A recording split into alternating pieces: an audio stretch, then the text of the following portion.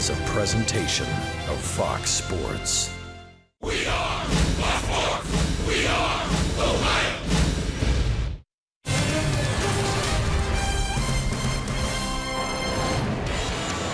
Well, finally, the Reds got it cranked up last night, hammering 4 home runs, 3 in 1 inning, a 7-run 6th, as they defeat the Chicago Cubs in Game 3, 13-5, and look for the series split here today.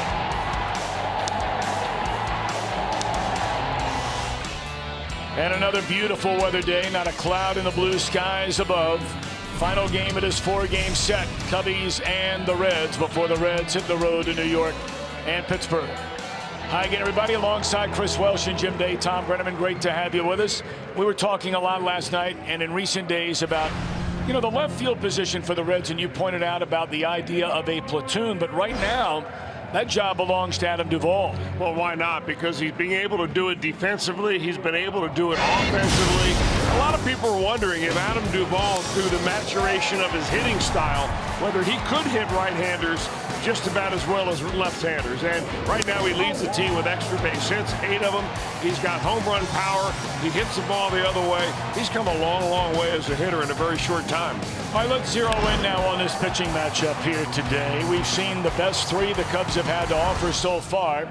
Now today it'll be Jason Hammel, and the return for the Reds after tendonitis in the bicep for Alfredo Simon. All right, well, Jason Hammel first. Hamel's a guy that the Cubs have not needed a stopper this year, but if they did, he could be a guy that qualified, especially the way he's throwing the ball right now. He's given up 1 run in his last couple of starts. He's 2-0 in 3 games.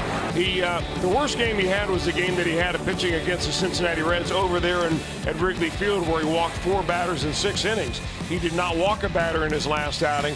He's a guy that, very much like John Lackey, comes after you and doesn't complicate it very much. Alfredo Simon, well, they're hoping that his Barkey shoulder is no longer Barkey. He went out there, he missed a couple of days. After his last start, he came in relief against the St. Louis Cardinals and got knocked around. So hopefully Alfredo will be back to what we are used to seeing him a few years ago. Well, when we return, we remember a dear friend who we lost sadly yesterday. Jim Day has that and more. You're watching Reds Baseball on Fox Sports Ohio.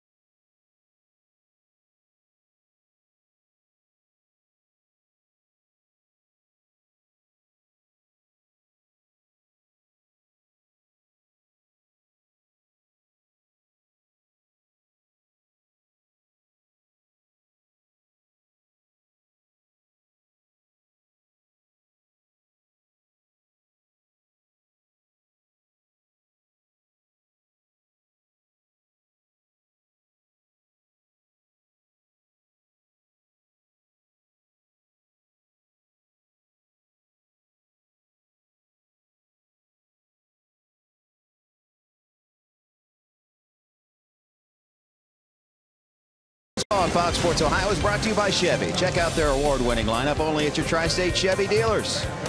By Cincinnati USA Regional Tourism Network. Stay close to CincinnatiUSA.com. And by Skyline Chili. Feeling good? It's Skyline time. Meteorologist Brandon Orr here from Local 12. A nice end to the weekend. You know, yesterday was nice too. Temperatures were into the 60s. Today it's going to be a whole lot warmer. We're talking about temperatures rising through the 70s throughout the game. 77 by the time we get to the final out. A perfect time because low humidity, not a cloud in the sky, light winds as well. Enjoy the game here on Fox Sports Ohio.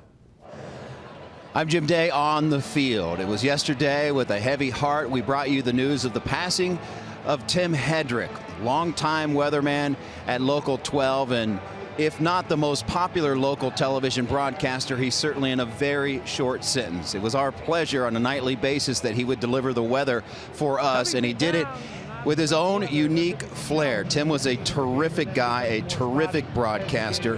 He was surrounded by his family when he passed yesterday. We send our condolences out to them. And it was my pleasure on one unique night to go into the studio and surprise him with the weathercast. Tim Hedrick, gone too soon. May God bless his memory as we send you out with his signature outro.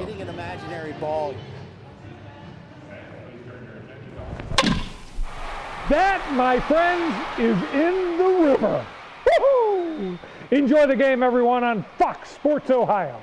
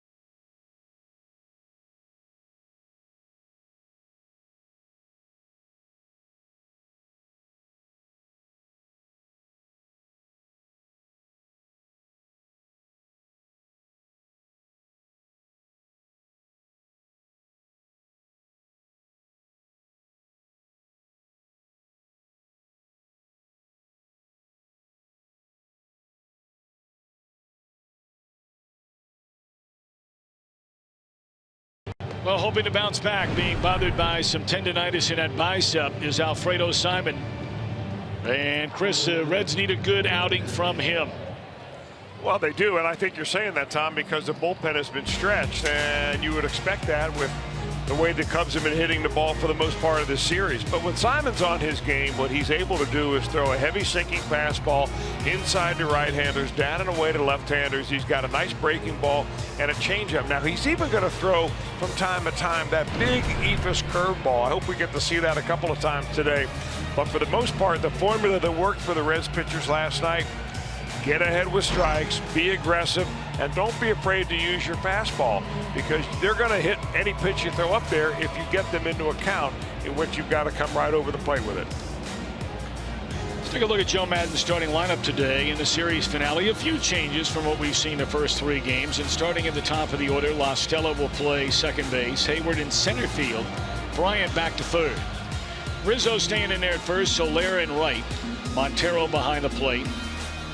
Matt Caesar his first start in left, Russell at short, and Jason Hammel at 2-0, having a very good start to this year, but that's his MO. A great April, and was not so great after the second half last year.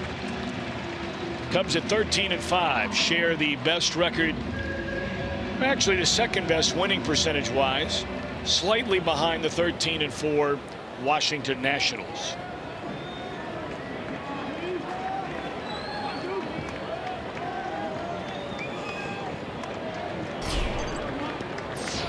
La Stella 5 of 17 to begin the year with a double and 2 runs batted in. Picture perfect day. Reds looking for a series split. Fastball up and away. We're underway.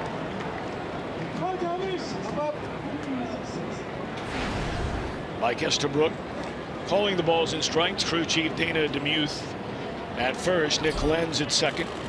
Ed Hickox is the umpire at third. 1-1 on La Stella. Yeah, kind of interesting. You look at the Reds or the Cubs lineup with La Stella at the top. That has been obviously a place occupied by Dexter Fowler, the hottest hitter in all of baseball. But as hot as he is right now, he's even hotter and better against the Reds and against Alfredo Simon. Dexter Fowler is 10 for 25 lifetime with 6 doubles against Alfredo Simon. Yet Joe Madden says, hey, I got to get my extra guys a chance to play right here. I mean, I always got Dexter Fowler to use off the bench sometime if I need him, but Tommy La Stella needs some ABs. So it's kind of interesting how, you know, you use your entire roster and not always let the matchups dictate who hits where and who hits against certain pitchers.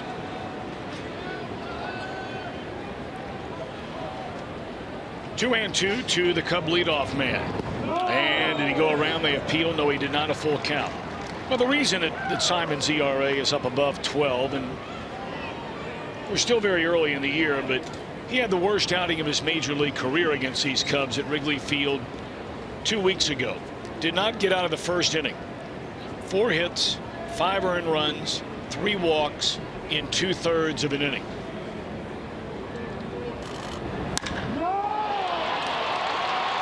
La Stella drives one to left center field.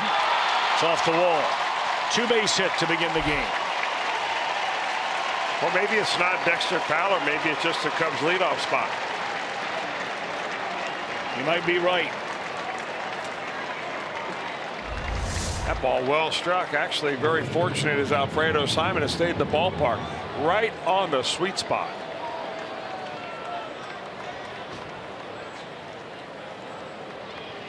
Tell you what, you watch La Stella play enough, he can hit. Yeah, you're right. He can hit. But the problem really for La Stella is not whether he can play well enough to perform at the big league level, is that the guys he has ahead of him. Sure. Same thing when he was in Atlanta. Now Hayward at 221 without a home run, 9 batted in, back up the middle, 1-0 Chicago.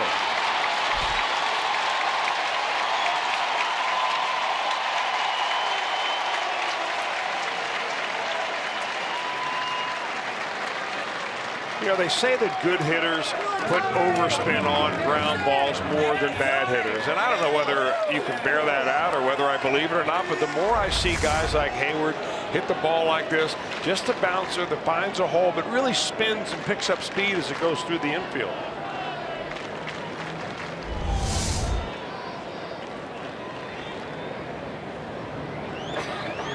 Simon, up until that last outing we mentioned a moment ago, had extraordinarily good success against the Cubs, whether it was pitching out of the bullpen or as a starter back with the Reds in 2014.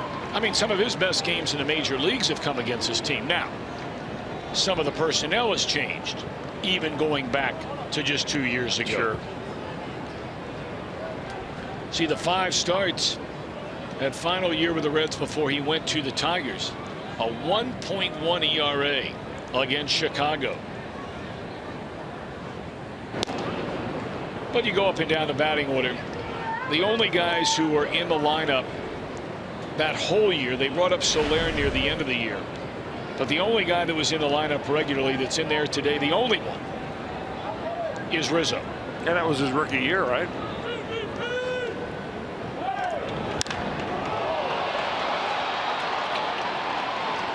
Duvall with room at the track. 1 out.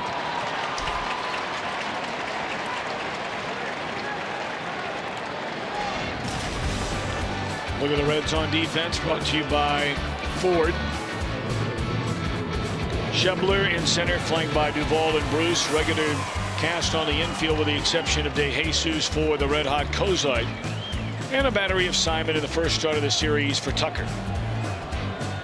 1 out, 1 in, 1 on. Here's Rizzo.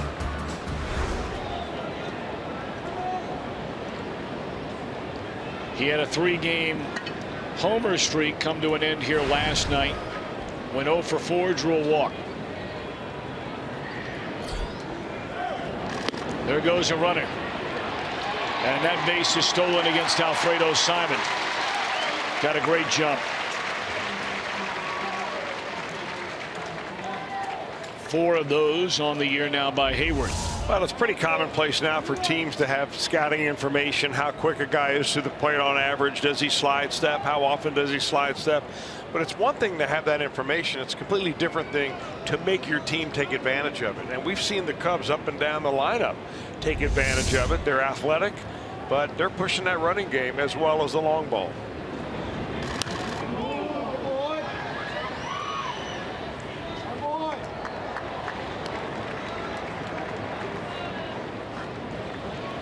Talked about Rizzo and the slow start, at least from a batting average standpoint, at 185. But his on-base percentage is up near 350. And when he does get hits, look out. 6 home runs, 17 runs batted in.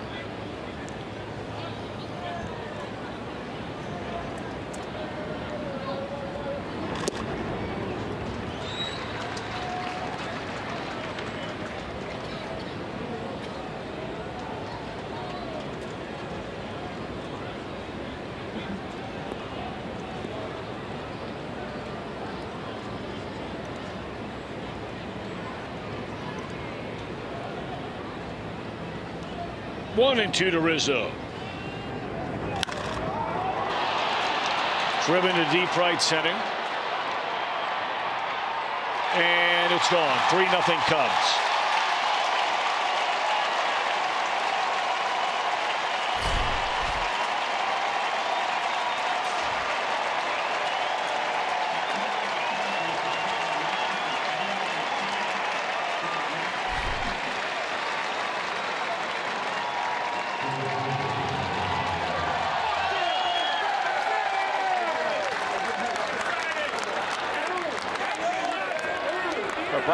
Talking to the home plate umpire and wondering if Mike Estabrook will take a look at it and see if there was some fan interference there. At least that's what the hand gestures look like.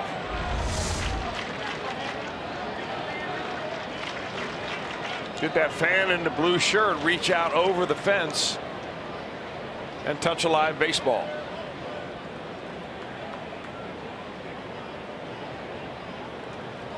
Doesn't look like it from that angle. Now, if it hit off his hands and then fell into the stands, I could see it. Now, if it hit off his hands and fell back into the field of play, you'd really have a pretty good argument. I don't see them overturning this, but it's certainly worth a shot.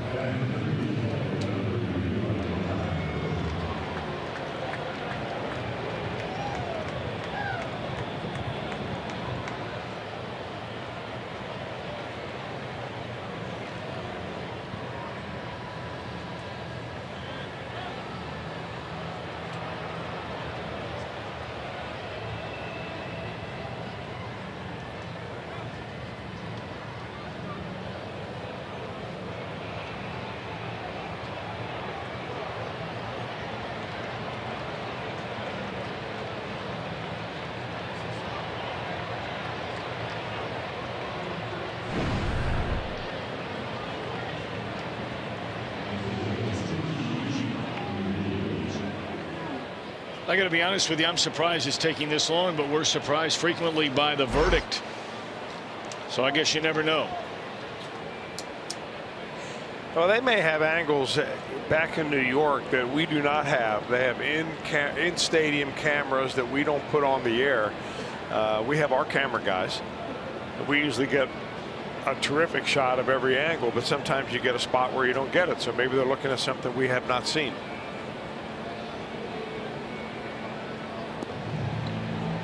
Plays just like this is one of the primary reasons that there was instant replay instituted into baseball. It's really where it began, primarily on home runs.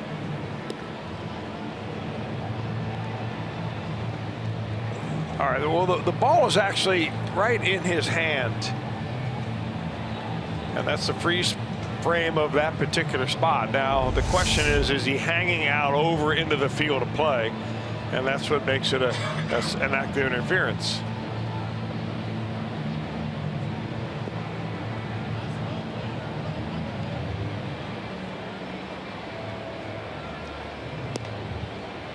We're going to get a verdict, and it's a home run. So it is Rizzo's 7th of the year. They've scored 3 times through the first 4 batters here against Alfredo Simon.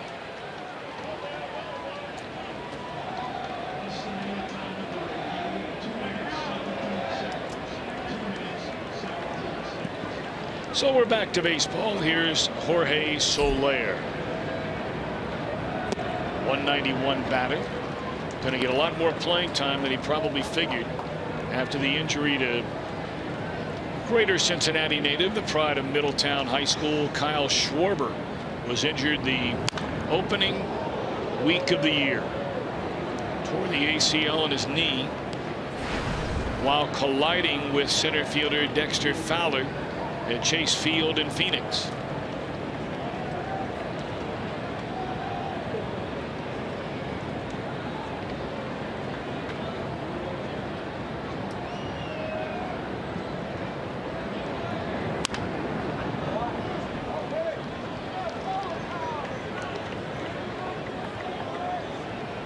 Soler is one of those hitters, and there's so many of them that want to get as far away from the pitcher as possible. And you see where he is right there on that batting line. As long as your foot is in contact with any part of that line, you're ruled to be safely in the batter's box. And it's really one of those things that by the time the 2nd or 3rd inning come around, in fact, there are a lot of umpires that will go back to that back line and they'll just rub that out because they don't want that to be a point of contention between, you know, batter and catcher and so on. They'll say, hey, listen, as long as you're not pushing us out of the field of play, we're just going to let him give you some leeway here.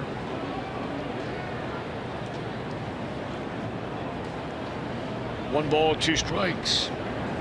Got him swinging 2 away in the inning. Well, that's a spot where every pitcher, but especially a pitcher that lives downstairs, needs to stay. And if you look at the balls that have been hit hard in this inning, Tommy La Stella got one thigh high, Rizzo got one above the waist, and Soler swings and misses on a pitch down around the shins. That's where you have to live.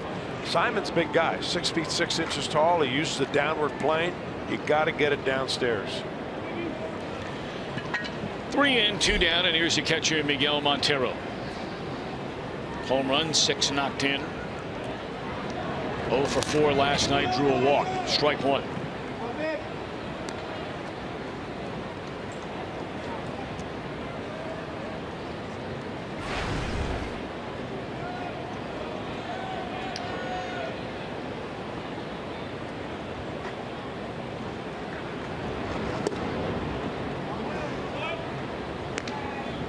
Chris, do you believe the, basically the situation injury-wise for Simon was a case of what you always hear about in spring training, that dead arm? Well, I don't know. I mean, what I read, Tom, and what I had heard the phrase used is biceps tendonitis, which is essentially your shoulder hurts. And Simon didn't tell anybody. Even it hurt him during the very first start that he had, and it was a pretty good start, that his shoulder hurt, but he worked around it. And you can do that. You get a massage and you loosen it up, you stretch it a little bit.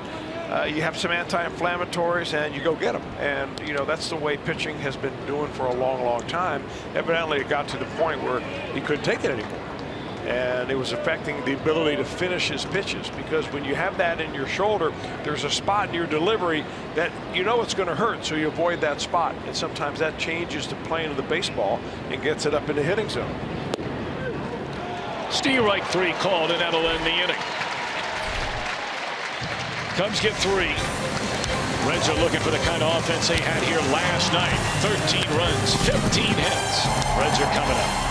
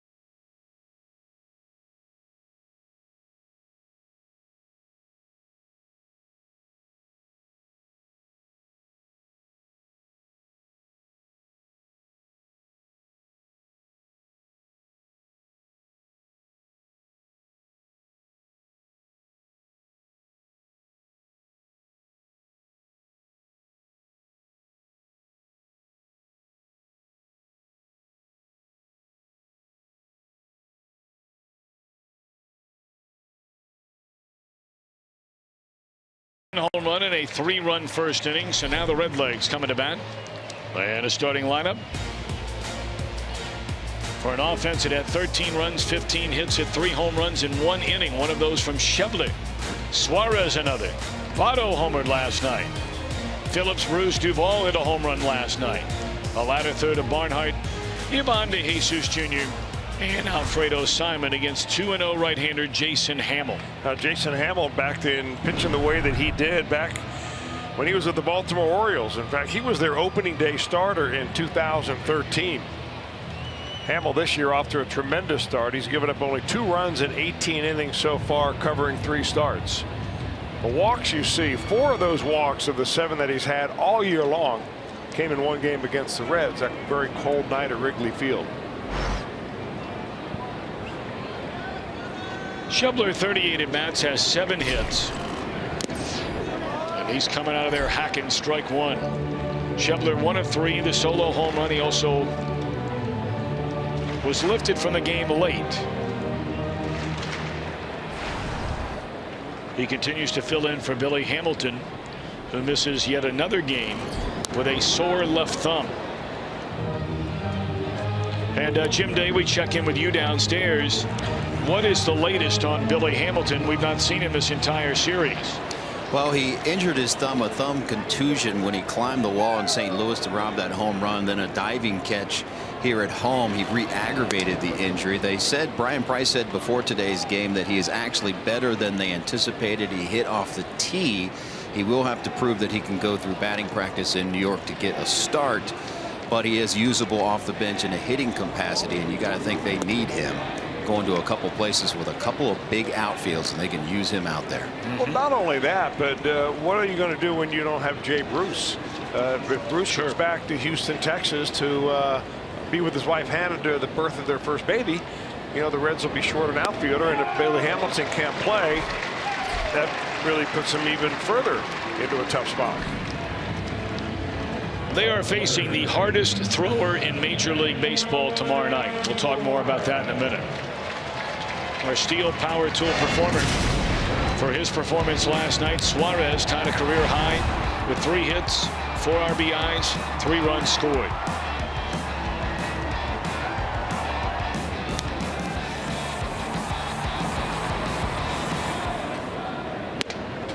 It's not always how many you hit. It's oftentimes when you hit them. And he stepped up there with the Reds down a run in the 6th inning with 2 on and gave them the lead for good. And hit a pretty good pitch too. If you look back on the swing that he had and notice where that pitch was, it was out over the plate, but very low in the strike zone, even if it was in the strike zone.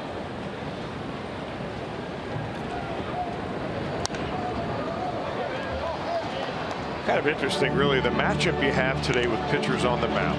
Alfredo Simon was traded to Detroit in exchange for Eugenio Suarez, but the Reds end up signing Simon back.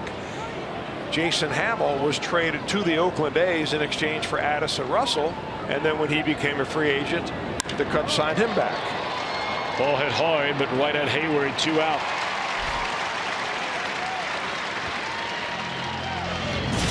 Take a look at Chicago on defense, presented by Ford. First starts in this series for Caesar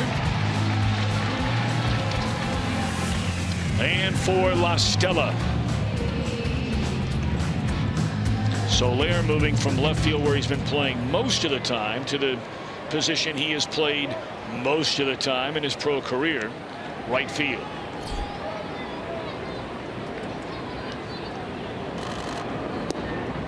All right, so if you're watching at home and you see the catcher out there and he puts his index finger down and he spins it around like he's stirring a drink, that's a two-seam fastball. That's a sinker that you want down in the zone, so you'll know ahead of time what Joey Votto is about to receive here. A 2 or a 3 normally indicates a breaking ball. A wiggle of four fingers together, normally a changeup. Reds fans hoping last night is the start of big things to come for the slow starting Joey Votto here in 2016. Hitless in his first 2 times up in a 1-for-24 stretch before he singled in the 6th, then hit a 2-run home run in the 7th. Overall 2 of 5 in the game.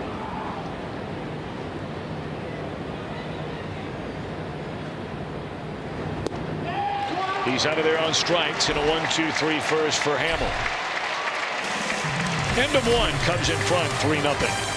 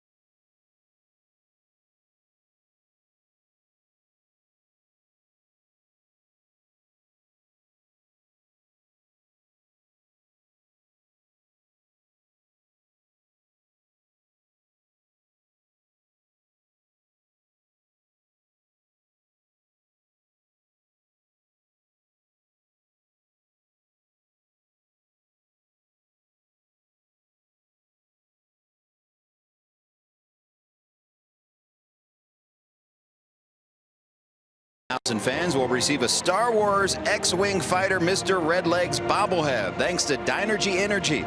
Get your tickets to Star Wars weekend for as low as $12. Call 513-381-REDS or visit reds.com. May the force be with you, Tom Brennan. Well, that little one right there could use a little bit of the force right now, or maybe just a little cotton candy. Cubs a 3-0 lead. They bat in the 2nd inning against Alfredo Simon. Matt Caesar to lead it off, followed by Addison Russell and then the pitcher.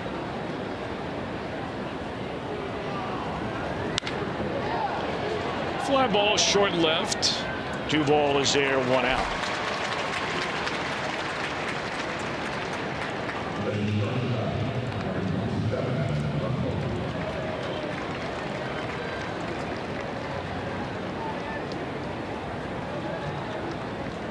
The Reds are off to a Some might say surprising, pretty good start. I mean, 9 up and 9 down. We started to talk last night about the schedule they've played so far this year, the teams they've played. That one the other way. And Bruce, a really nice running grab in front of the wall. I'm not sure Addison Russell wants to play another game in this ballpark. He has hit more line drives in this series maybe than anybody on the team, with virtually nothing except for a home run last night to show for it. I'll tell you, Bruce makes this catch look a whole lot easier than it is. That ball just kept going and going. He's closing in on a wall.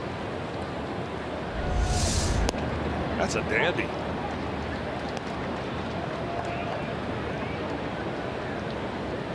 Hamill no easy out, 2 out of 6, a double, 3 runs batted in.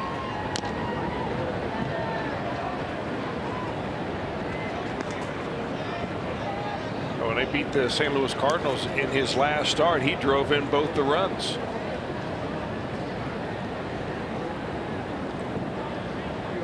Had a single with the bases loaded, and that's all the Cubs got, and that's all they needed.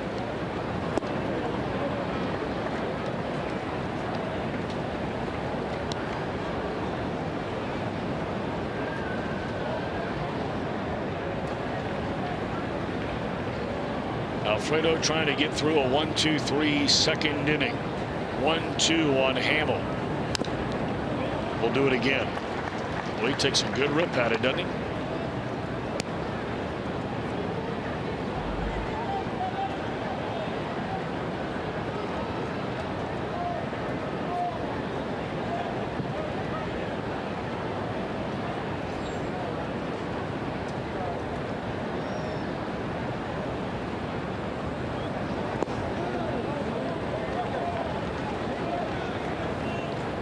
Got a sellout crowd here last night of nearly 42,000, and a really big crowd again today.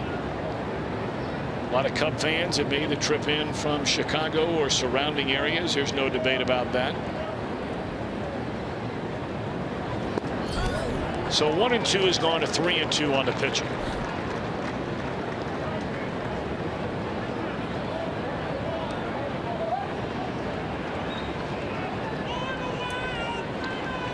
Number of baseball teams here today, not only not-whole teams, but some of the high school teams that participated in that showcase event that's become very, very popular. High school teams at the beginning of the year. They honored some of the standouts from that showcase series on the field before the game.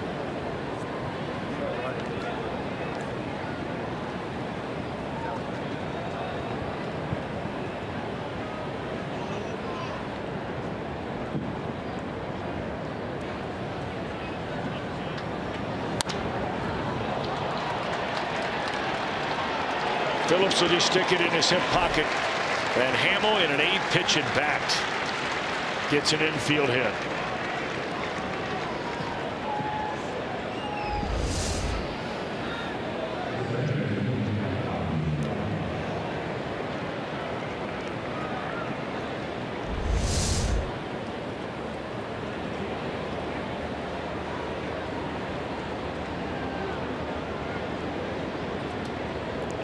So back to the leadoff man, La Stella. He blasted a fastball over the head of Schebler against the wall in left center field.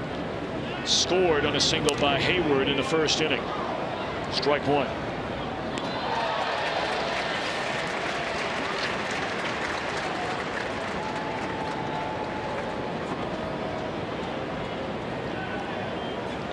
La Stella missed most of last year with a right rib cage inflammation injury. When he played very, very well. Over the final month, he hit .333. Got a number of starts down the stretch when the Cubs were trying to lock up the National League wild card spot. They were in a hunt for the first one or the second one. They got the second one. Had to play on the road at Pittsburgh. And Jake Arrieta threw a complete game shutout to beat the Pirates. Cubs advanced on to play their longtime rival Cardinals in the division series, won that series, and then they were just overwhelmed by the Mets and that New York Mets pitching staff.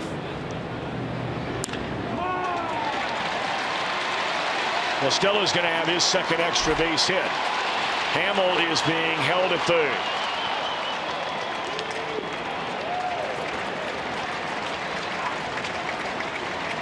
Or it just goes to show you how quickly things can change.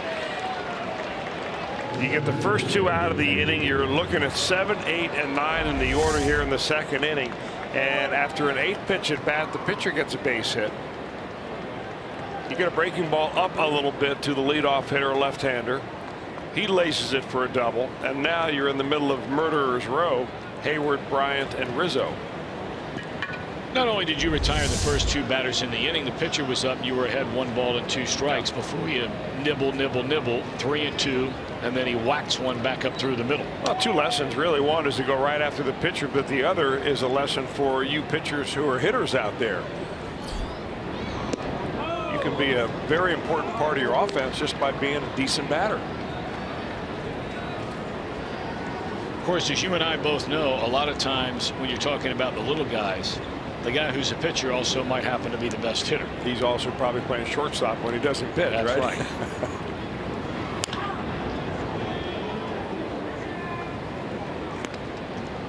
You know, it's something I've always wondered about is why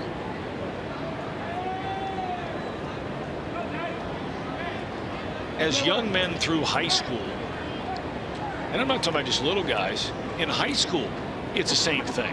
Pitcher, day they're not pitching, probably playing short or center field. He's probably batting second, third, fourth in a lineup. Probably the quarterback on their football team. That's right. And why the best scorer forward on their basketball team. Exactly. Or point guard, whatever it is. Why do we then pigeonhole them to only do one thing when they get to college or in minor league baseball? Yeah, there's only why don't we at least give them the chance to continue to be at least a representative, right, or a decent offensive player? You know, a Reds example would be Michael Lorenzen, who was a hitter as a center fielder for Cal State Fullerton. Then when they needed him to pitch, they bring him in the 9th inning to close out games where he would be, you know, throwing mid to upper 90s. So he came over to the Reds, and you know, he had an option to do one or the other, but not both. And really what you have to think about if you're that player is, well, what is my quickest way to the major leagues, and what will be my best position in the major leagues? I think the Reds essentially went to him and said, with your arm, these kind of arms don't come around every so often. I mean, you can be a pretty good minor league hitter and get lost in the shuffle. But when you're throwing close to 100 miles an hour, you're always going to stand out. No. I understand all of that. I mean, I get it. You know, you're going to do what's best to get to the big leagues. But what I'm asking is why would we not continue to try and at least make Lorenzen, if he's going to be, let's say, a starter for my team? Why can't we continue the path of him still being a decent offensive player? I mean, why? I think is he going to get hurt? I don't think that they're going to pinch hit him ahead of some other guys that are on the bench, but they're taking a lot of batting practice. I'm not sure what you're. I'm saying you're not doing a lot. You're not working with hitting coaches as a pitcher.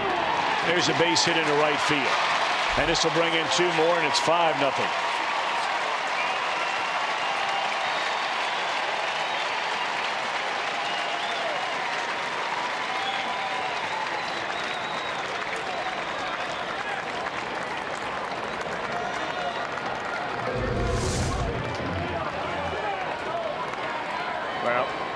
Waist high out over the plate to Jason Hayward is oftentimes going to result in a line drive. Well, that's a flat swing on a pitch right at the waist.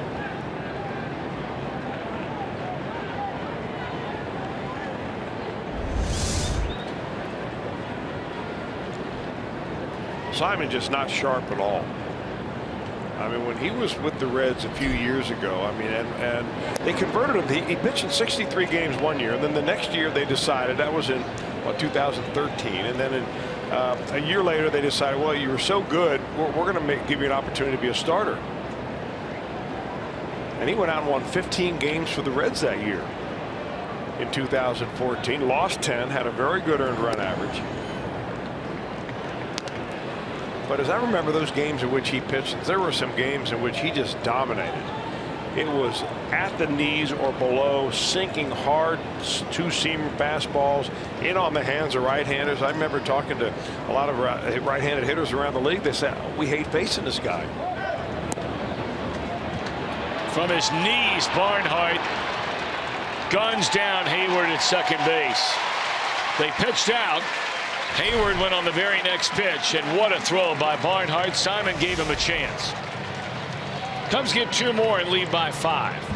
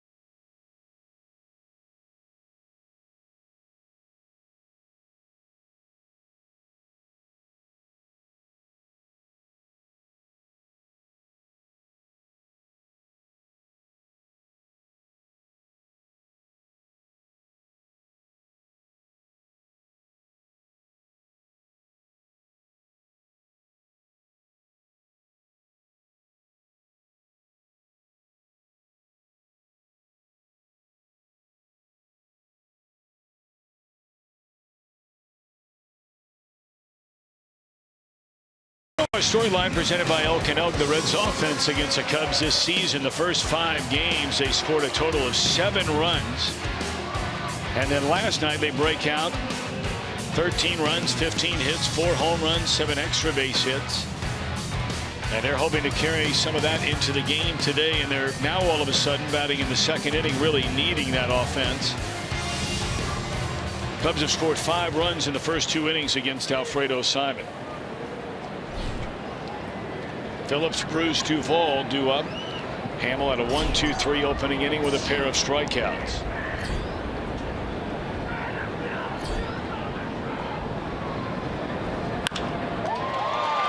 Phillips' first pitch swinging, lifts one to left center. 1 pitch, 1 out.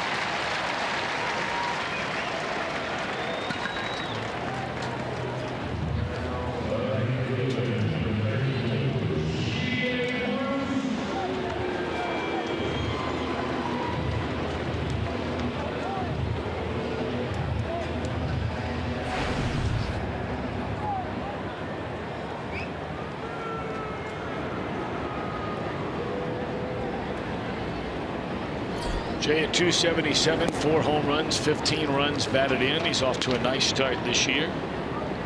0 for 2 last night, walked twice, and scored a run.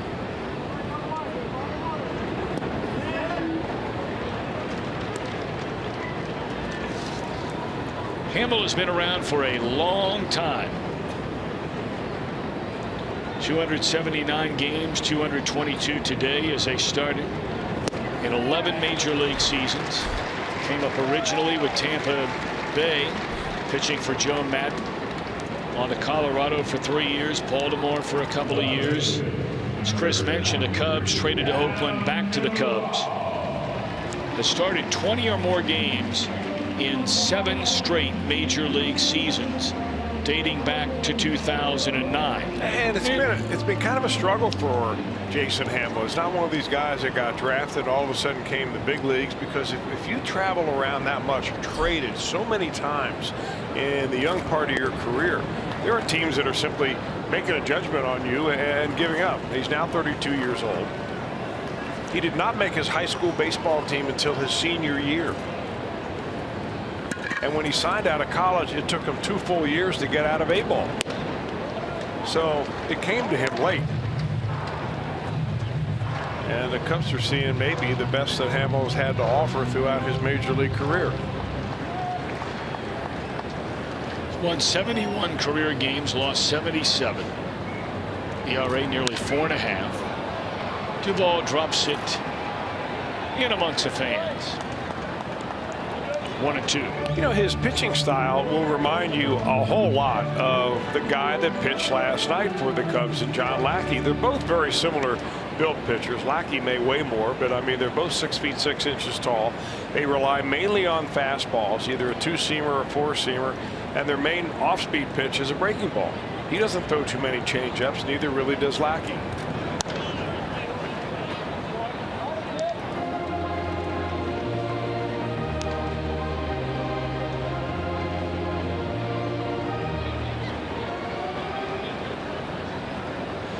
Well, we mentioned the fact that in 18 innings he's walked 7 batters, at least through the first 6 hitters of this game. These Reds hitters aren't giving him a chance to even get to a 2-ball count. He's thrown 21 pitches. You know, the walk thing may be a little deceiving if you look at it like that, but if you break it down, 4 of those 7 walks came against the Reds that one very cold night at Wrigley Field. Last time out against the Cardinals, he won 2-1. He did not walk a batter at all in 6 innings. So being around the strike zone is more his game than not, and maybe that was really just a tough pitching night there in Chicago.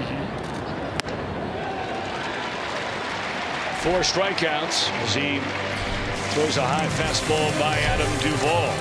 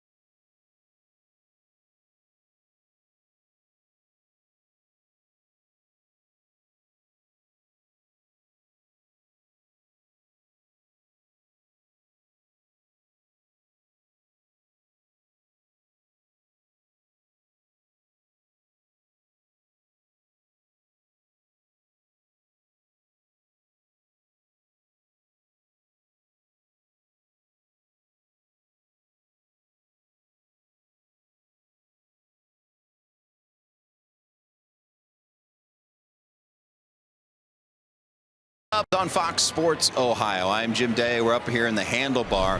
This is Salina Community Day. Salina is up north about 130 miles from the Queen City, and we're with Bill Montgomery. And you won't believe this. There are 700 people from Salina here today. Why is it such a big deal? Well, first of all, we promote this thing. I mean, I get it from the Reds' perspective. This is a business deal, and we have to sell so many tickets. For a town of 10,000 to get 700 people here is a pretty big deal. But this is the 8th year we've done it. and we promote the heck out of it. We try to make it easy for people, but the Reds have made it easy.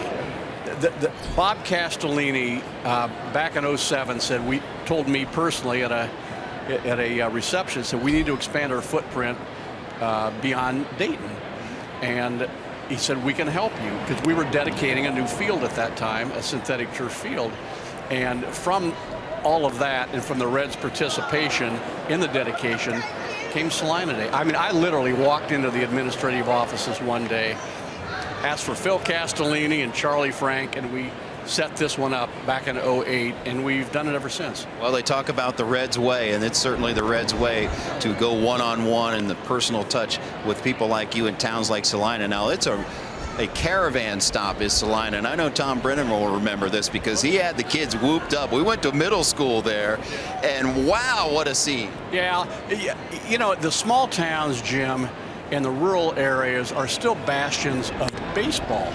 Baseball's big in the rural areas. Now, I understand it's waned somewhat in the cities, but it's still big in our small towns.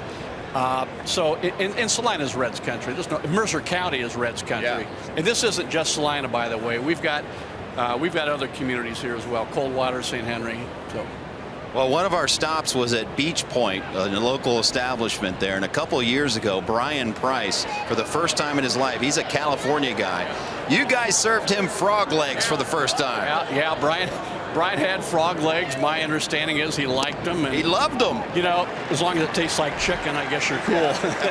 Well, we appreciate everything that Salina does, and a big salute to that community. You guys are Reds country through and through, and thanks for being here. Well, we're glad to be here, Jim. Thanks for stopping by. We really appreciate it. We love the work you do, and you didn't have to stop by today. I appreciate it very much. Well, no, the pleasure is all mine. How about that, Tom Brennan? 700 people here today. And you remember that middle school, don't you? I do. That's when I got up, and unfortunately for those young students, I was doing the whip and the nay-nay and dabbing.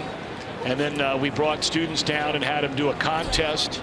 And, I mean, boy, the kids were just awesome. It was a fun day. This is not a fun day for the Reds. Rizzo has hit his second home run. It's 7-0 in the third inning.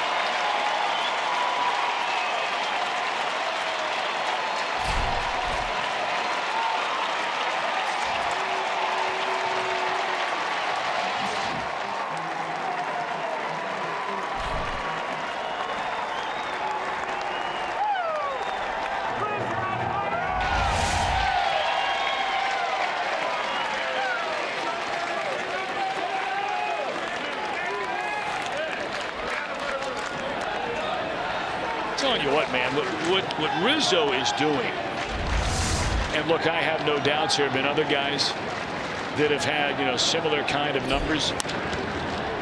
There's another base hit. But when you consider that Rizzo this year has 14 hits all year, 14 hits. He now has 8 home runs and 21 runs batted in.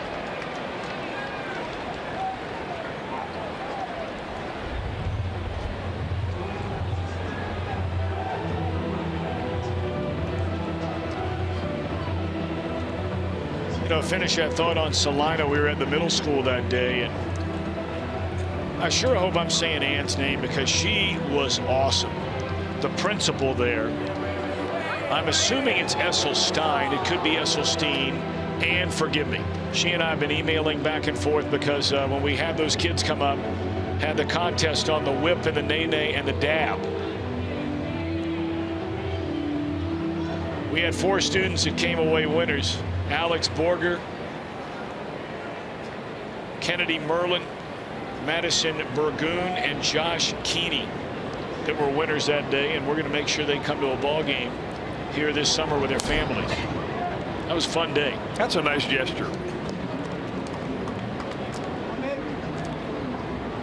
In fact, while we were on the caravan, Tom, and other parts of Reds country, we were looking at some of those videos that they were putting together for you and sending out. Well, as a lot of the parents know, there's one and they can't double up the running.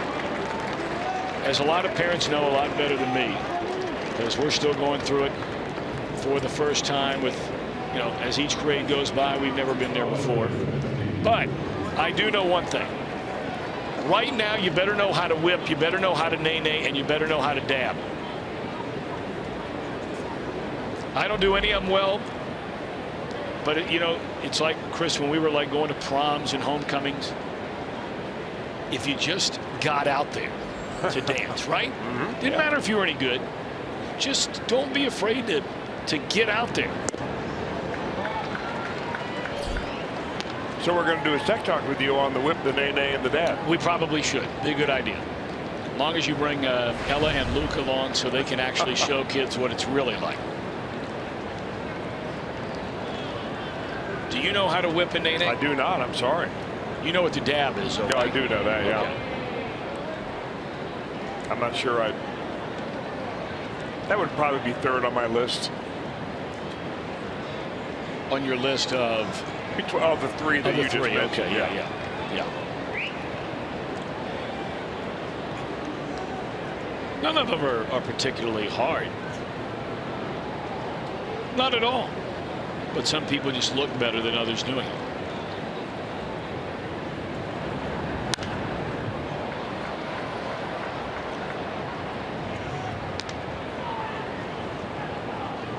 The Cubs in this series have hit 10 home runs. In 5 games and 3 innings, they have hit 13 home runs. 6 games and 3 innings.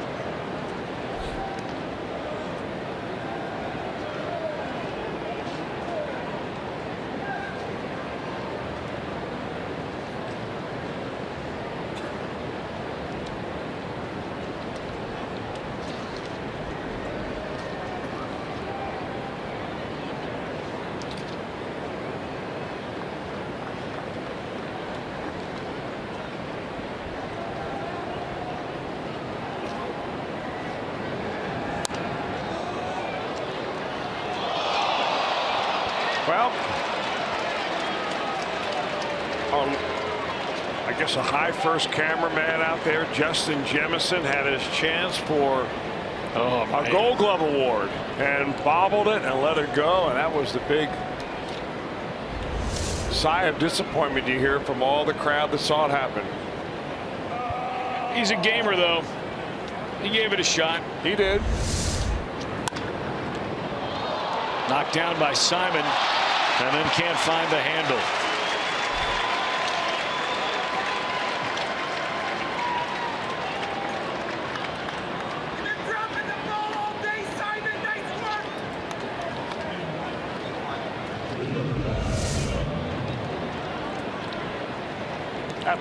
That's a hard error. Sure. Man, oh man.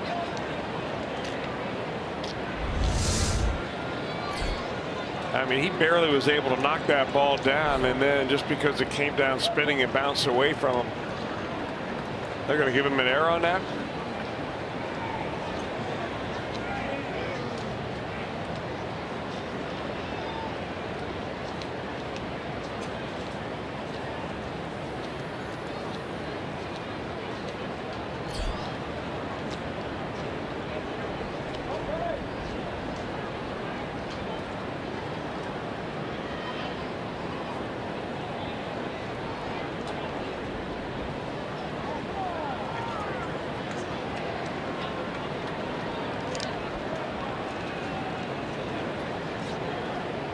At this point, I imagine they're just trying to nurse Alfredo Simon to the point where he can eat up a few innings instead of having to go to the bullpen once again early in the ball game. Reds have some activity down there.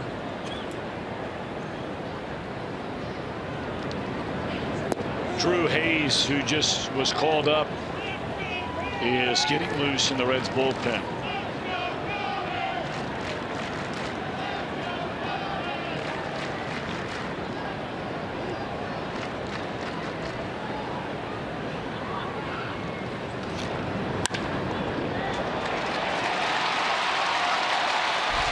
There's another hit that'll knock in another run. It's 8-0.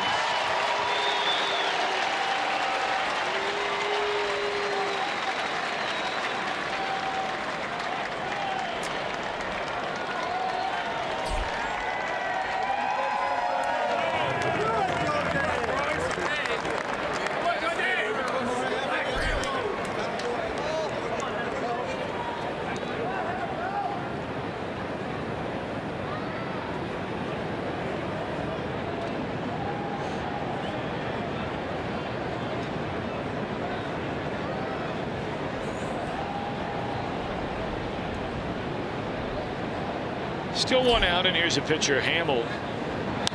He had a base hit, an infield hit with 2 outs and nobody on.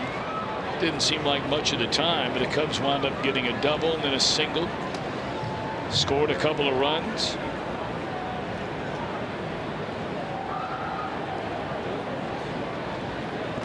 Eight runs and 9 hits.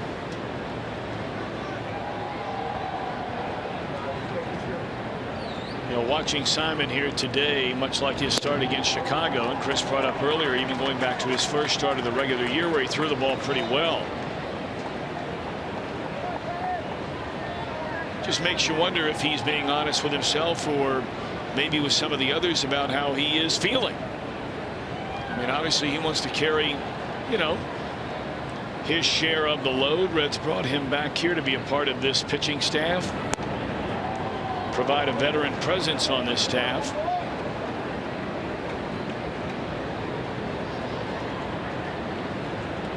But 3 outings in a row now against the Cubs. He didn't get through the first inning. Pitched an inning out of the bullpen and got knocked around by the Cardinals. And 2 1/3 innings today, 9 hits and 8 runs. 2-2 on Hamill.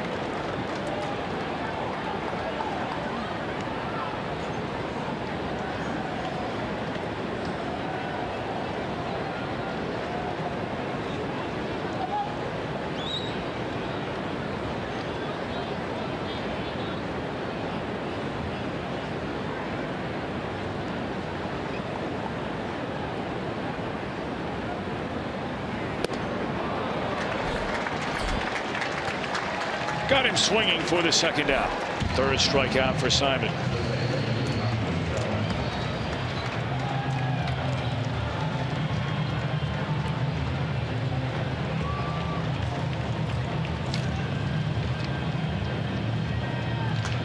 Day is over for Alfredo. Brian Price will take the ball. This will be our Skyline Chili call to the bullpen. Drew Hayes will take over on the mound.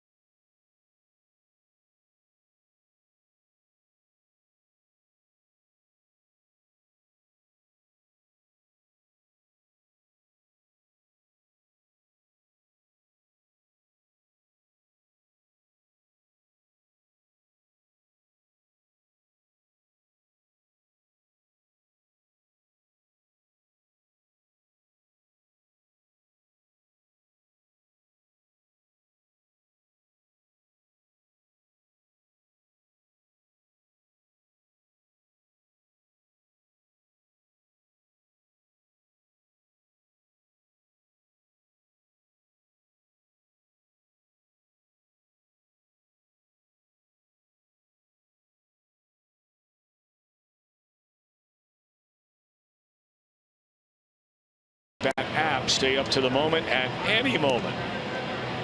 MLB.com and Bet, the #1 app for live baseball on your phone and or tablet. 2 2/3, 9 hits, 8 runs so far, given up by Simon. He's lifted in favor of a young man who just called up during this homestand, right-hander Drew Hayes.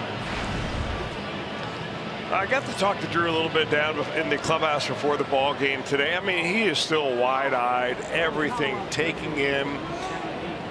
You know, first trip through the major leagues. Has had his girlfriend and his mom here all week long. His dad, who was his college baseball coach at Bethel College down in Tennessee, who's now retired, had to go back to officiate a few games over the weekend. Couldn't get anybody to fill in for him. And of course, when you're the parent or the girlfriend or friends of a reliever, you really never know when you're going to be in a ball game. Mm-hmm.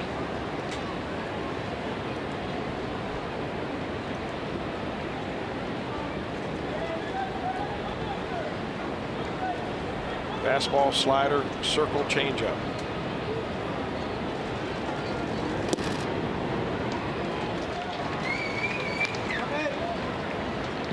We're in the 3rd inning, and the leadoff man for the Cubs, Tommy La Stella, is batting for the 3rd time. He has a pair of doubles, one to center field, another down the right field line. He scored twice.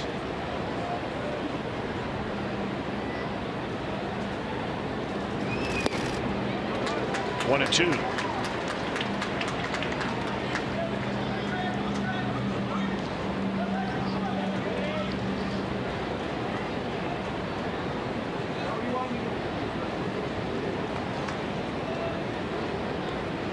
The Reds will not see these Chicago Cubs after today for a long time.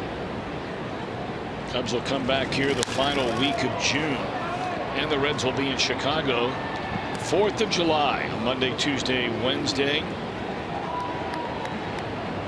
Teams will get together again the final week and a half of the regular season.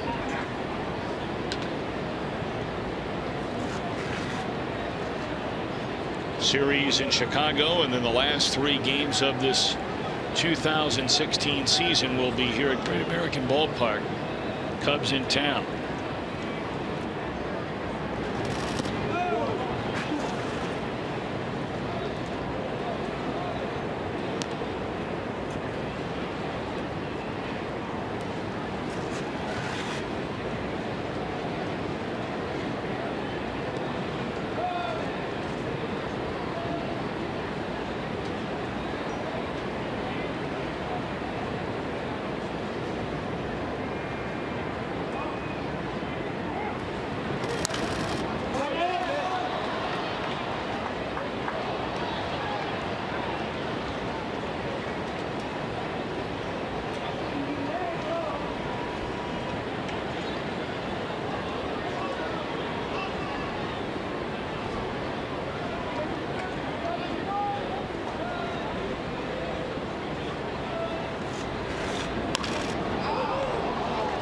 It's a foul ball off the foot of La Stella.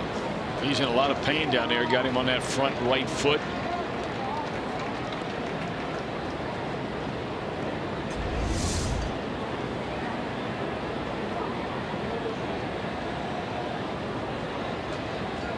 Actually above the foot, right around the top of the ankle.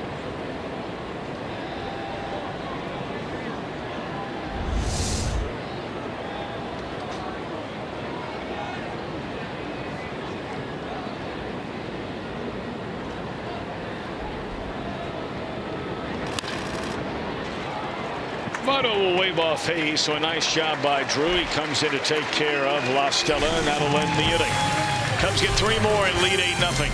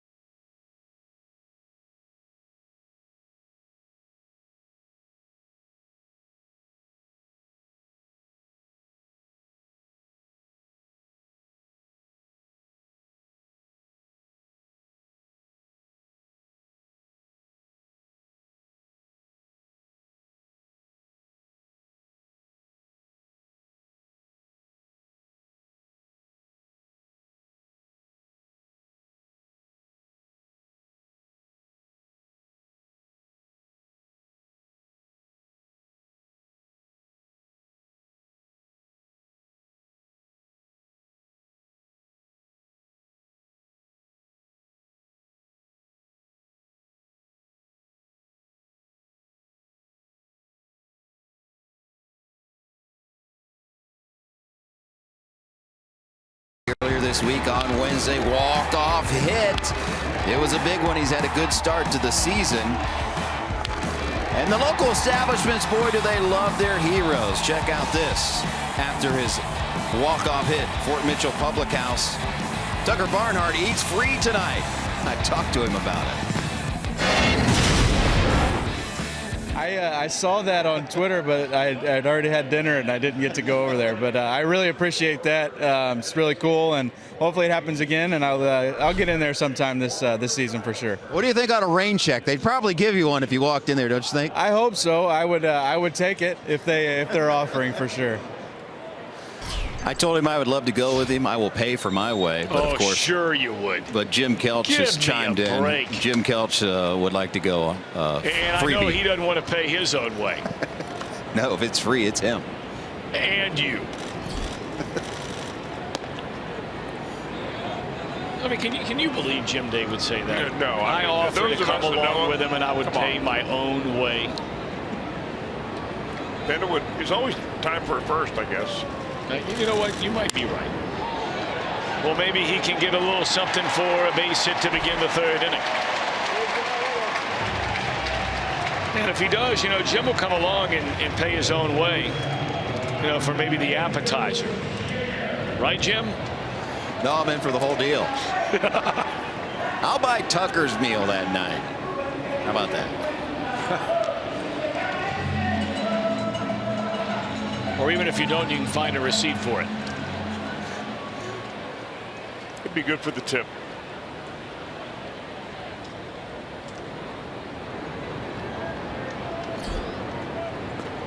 First base runner for the Reds against Hamill. Here's De Jesus Jr. 1 hit and 18 at bats so far this year, with a couple of runs batted in.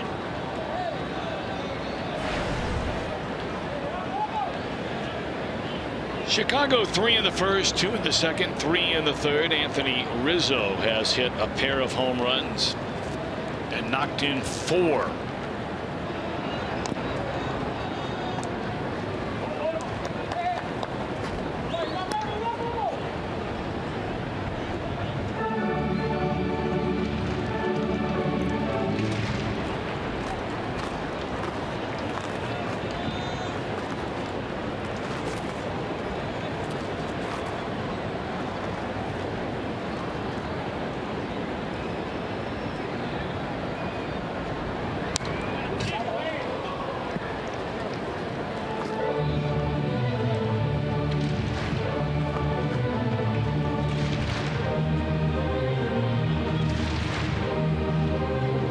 No balls and 2 strikes. Pitcher spot due up next, and Hayes is down there with a bat in hand.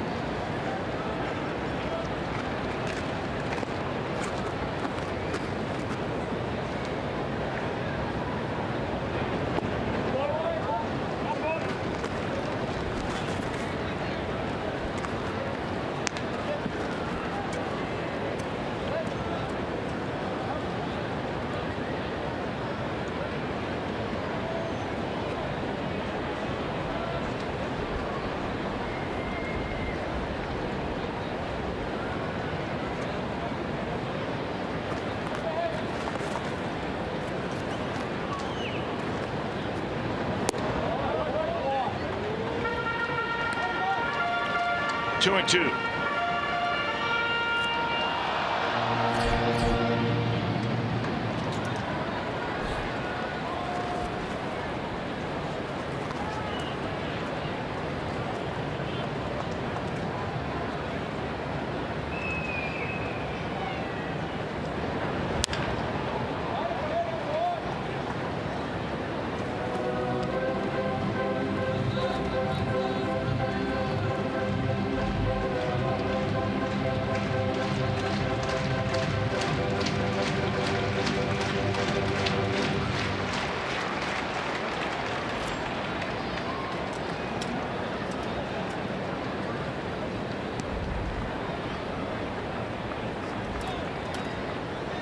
Two and two again on Ivan De Jesus Jr. And again, he's able to foul it off and hang around for another pitch of this at bat. Hey, you really got to figure at this point with a huge lead like Hamill's have. I mean, he is already a strike throwing machine. He'd be firing it in or one after another. The question is, you know, as a ball club that's down by that much, do you take a pitch? Do you take a strike? Or do you just hope to slug your way back into the ball game? He's probably not going to walk his way into a lot of trouble.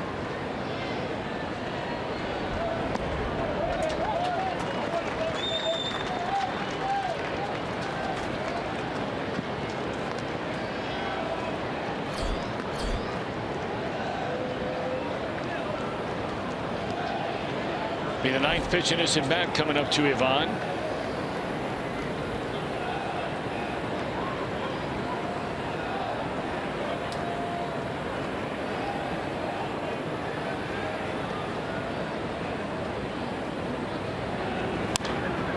And there'll be a 10th pitch in the at-bat. Good battle here from the Red shortstop against Hamill. Let's see who's going to win this thing. 10th pitch upcoming.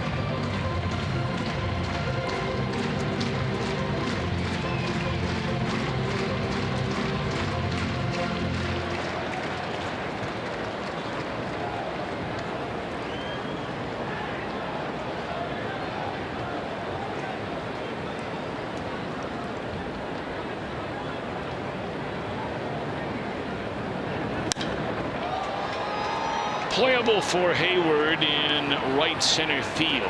So Hamill able to outlast Jesus and get the first out here in the Reds' third inning. If you're wondering about Hayes as a batter, in 6 years in the minor leagues, he got a grand total of 16 at bats, had 2 hits in 2014. So 2 of 16 in his career.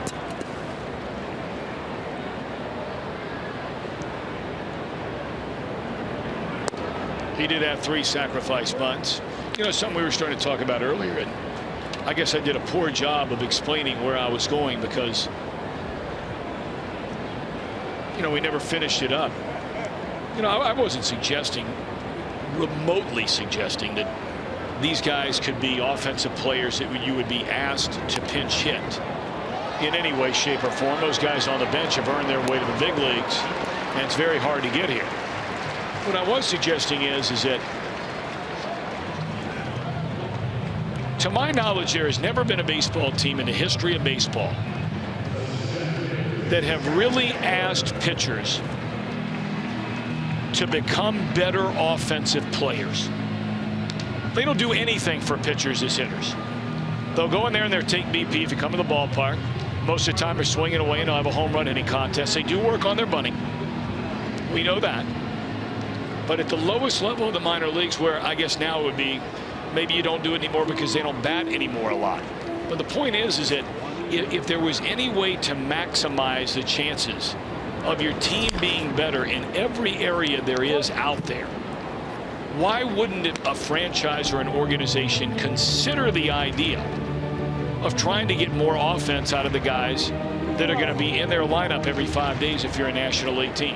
You know, that's probably a question that's been contemplated time and time again, and I'm not sure how they arrive at what they do. I do know that, you know, most every major league team has 2 batting coaches now, and if you're a pitcher on the big league team and you want to go and work with Tony Jaramillo or, you know, Don Long, they'll make some time for you. Now they're not going to tell Joey Votto to get out of the cage and for you to take some swings, but there are, you know, 3 batting cages underneath the stadium. There are many more opportunities for hitters now, I think, if they want to work at it.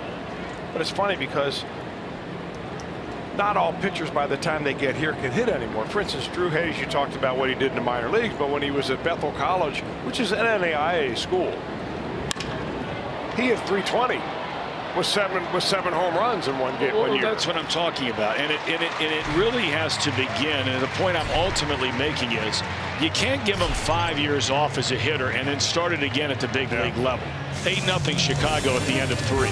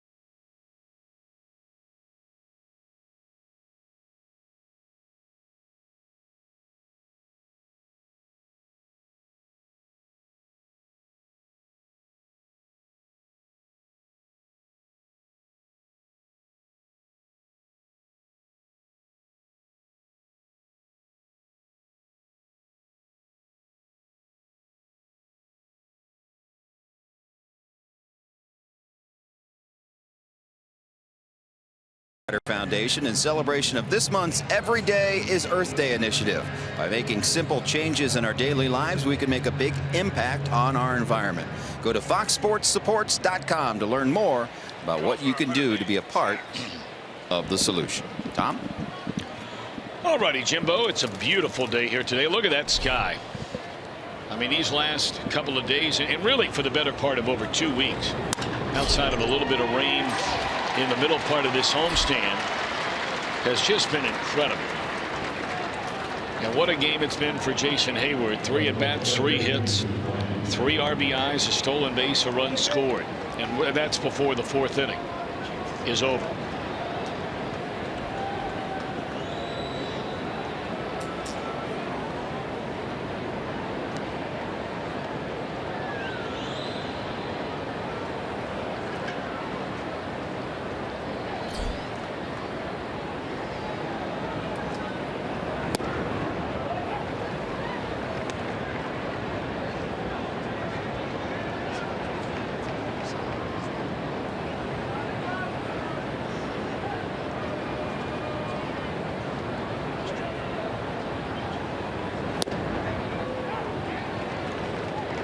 You know, one of the interesting things about Chris Bryant is his amazing power. Now, he's a big, tall guy. He's about 6 feet 5 inches tall, but look how lightly he holds the bat with his top hand.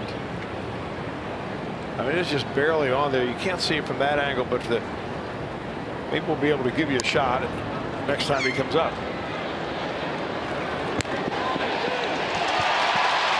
Legging out the slow roller is Bryant. Wow. Chris mentioned last night about for a big, tall man, he runs very well. Not only does he run well, he hustles.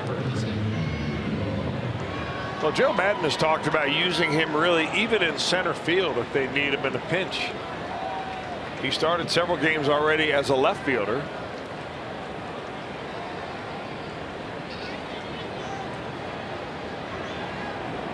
That's all hustle right there.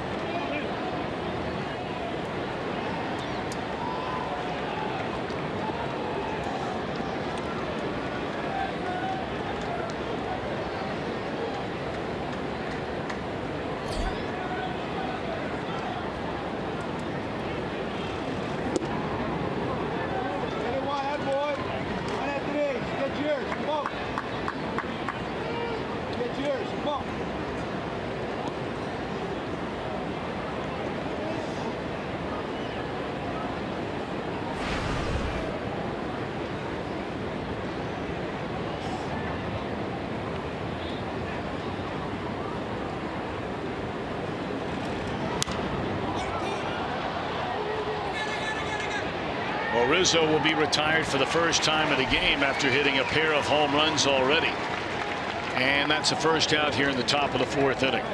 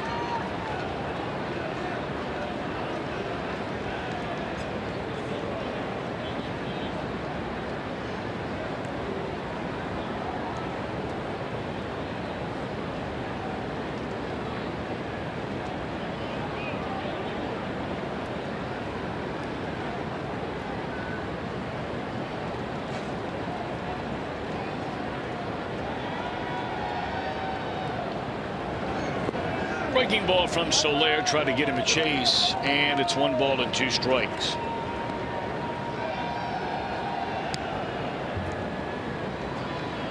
We are in the top of the 4th inning.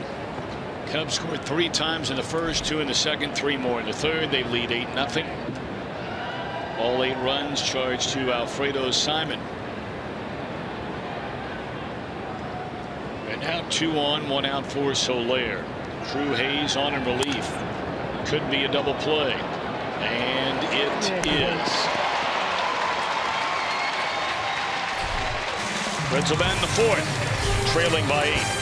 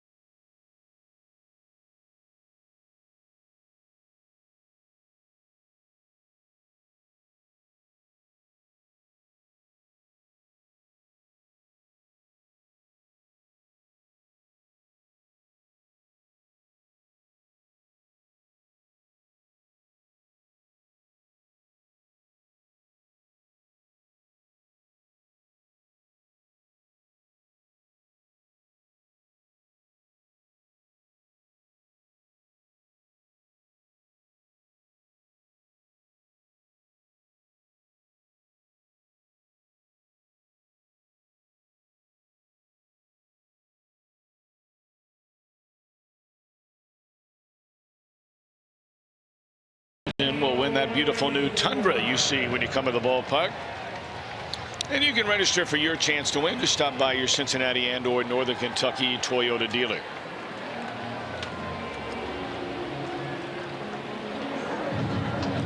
Two, 3, and 4 in the order. Suarez, Votto, Phillips against Hamill, who's only allowed 1 base runner, faced 1 over the minimum.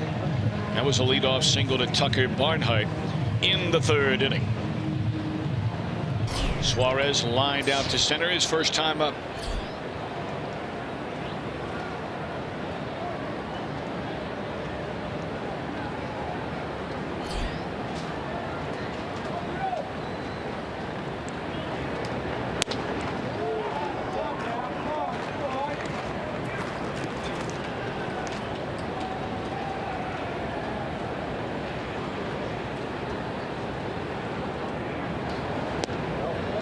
What a night for Suarez here last night. He had started the season so hot, hitting everything hard. Then the team went on the road trip, and really, he was a microcosm of the entire team. That trip through Chicago and St. Louis really wasn't kind to anyone.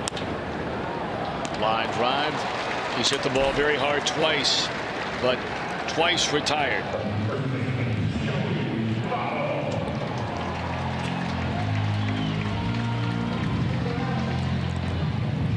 Joey Votto struck out his first time up.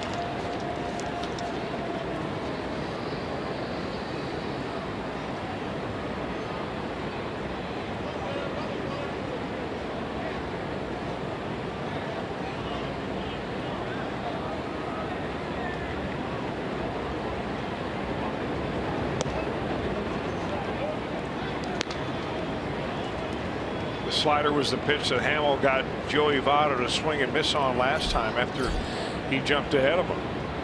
Dropped a slow curveball in here this at bat. Has not really thrown Votto a fastball to hit except the very first pitch he faced. There's another slider.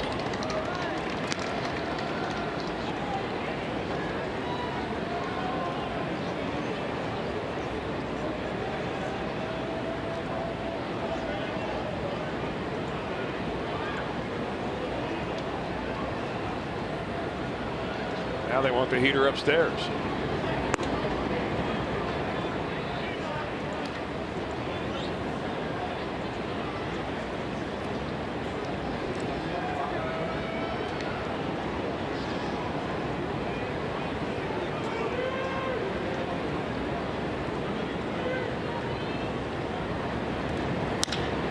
And a line drive into center field to hit on a 2-2 pitch.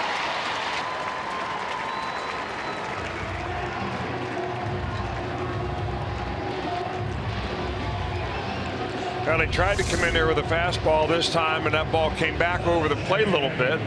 Votto drops the bat head.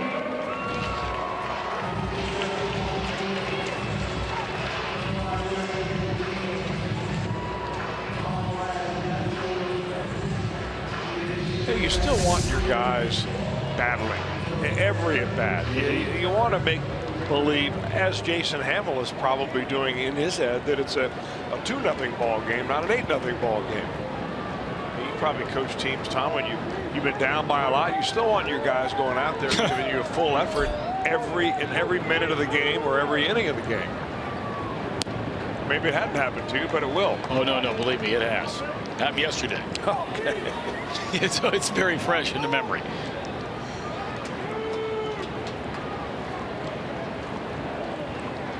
Well, they still get the soda pops after the game, right? No. You know, I don't know why we've kind of stayed away, and not in any intentional act of any kind. But I mean, you could make them up some kale juice if that's the issue. Well, you were supposed to drop it off after making some, and you never showed. So they were. I mean, I can't tell you how much the kids were asking, "Where is Uncle Chris's kale juice?" It was so delicious. I drank it all myself. Yeah, you did.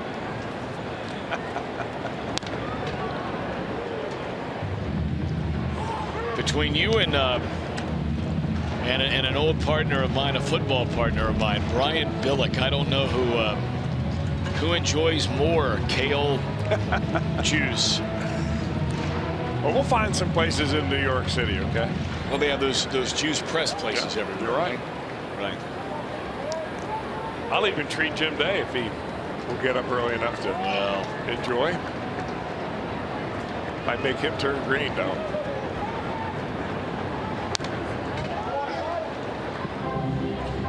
You know, knowing Jim Day, and I could be wrong. I'm in fact, there's a good chance I'm wrong, but maybe not. While you're drinking kale juice, he's probably having Eggs Benedict with Brandon or Joey or somebody else up and down the Reds team. Never. What do you think about that? Never. Chris? I don't know. We could check him out. You know, the hotel where we are in New York has a little restaurant right there. Maybe we could check him out in the morning.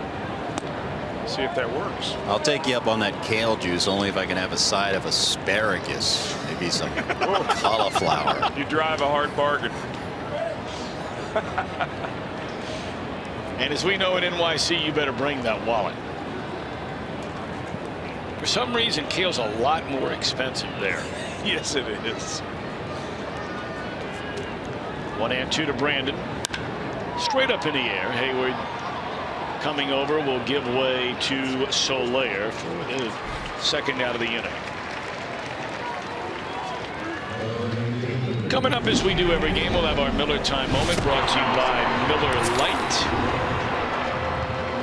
So far, and a long way to go, everything has gone Chicago's way with this 8-0 lead in the finale of this series.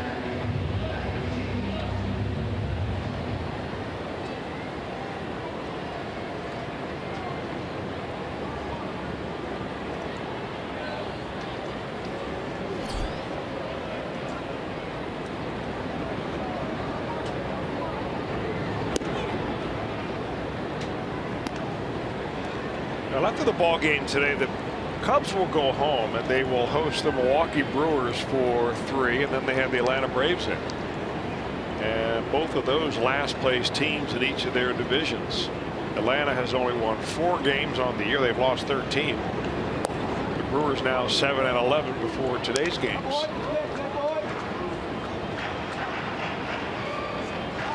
So they've got to feel like they're going to get fatter and fatter here when they get back to Chicago. You would think. Boy, they played well, though, as you mentioned, on the road.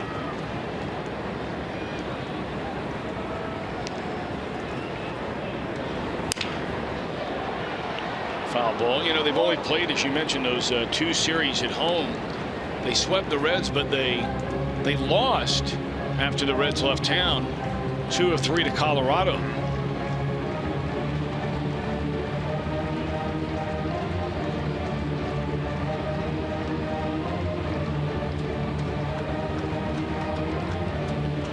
But, you know, really it hasn't mattered when you go back to last year, starting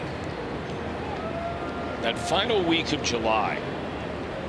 The Cubs have played 81 games, so half of a major league season, since they took the field on July the 29th of last season. They have won 58 games and lost 23. That is a whopping .716 winning percentage. You project that over a full year, which of course is silly in many ways, but if you did, you would be talking about winning 116 games over the course of a full major league slate at that pace.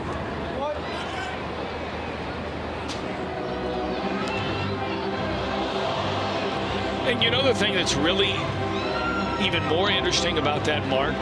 The guy on the mound right now, Hamill, along with Kendricks as their 4 and 5 starters last year, they both had dismal second halves of the season. That was right about the time that Arrieta was kicking it into another gear. Lester was pitching very well. But now they have Lackey, who, as we talked about the other night, I mean, you can pretty much pencil in on a good team. And the Cubs are a good team. Lackey's going to win 15, 16, 17 or more games if he stays healthy.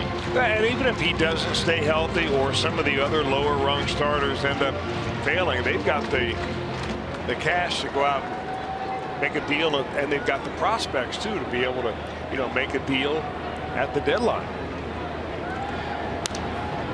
Another foul ball out of play. Still 3-2 on Bruce. So I mean, it's all coming together at just about the right time for the Cubs.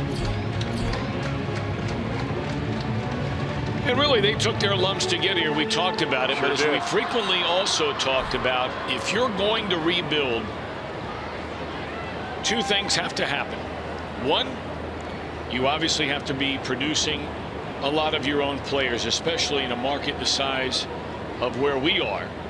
But number 2, boy, when you make trades and you trade some of those players that are valuable commodities out there in the open market to other teams, and we've really gone through a litany of discussion, having seen the Cubs 7 times in the last really week and a half, of all of the deals they made, not only the big ones, but the small ones, to bring in a piece here, a piece there, so on and so forth. When you make those trades, you cannot miss on the trades, because that is your primary bargaining chip. If you're trading away all-stars, multiple all-stars, the guys you get back in return oftentimes will be the very foundation of future success. And look no further than where the Cubs are on the field even today. And they've got some guys who don't play regularly. Rizzo, that's a trade for Rizzo. Addison Russell, that's a trade to get him. Brian, that falls in the category of you got to produce your own players. Soler, produce your own players. Hayward, that's a straight free agent. And then you go up and down the pitching staff, and just about every one of those pitchers in the starting rotation all came through a trade or free agent signing. So it's not like they're chock full of these prospects. That this whole team is self-made through their farm system. No. In fact, you can make an argument that the overwhelming, majority, as far as if you had to list importance to the team, just as many have come in trades. Yeah. You know, of all their big guys, Hayward, and I'm talking about the big guys now, who were already regular stars when they lineup came on the over. field. Yeah. You know, Lackey, free agent. Lester, free agent. Hayward, free agent. But the rest of them, they acquired. Fowler got him in a trade. Schwarber, drafted, #1 draft pick. Baez, system guy. Soler, system guy. Well, Fowler this time, I think they got him as a free agent.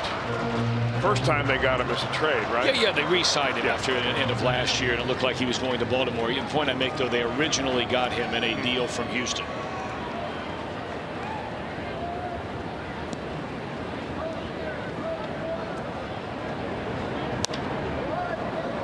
Oh, Duvall's got the power. If he gets a hanger right here, that was a good way to stay alive. But Duvall's got the power to make this a little more interesting ball game. He hit one deep into the night last night.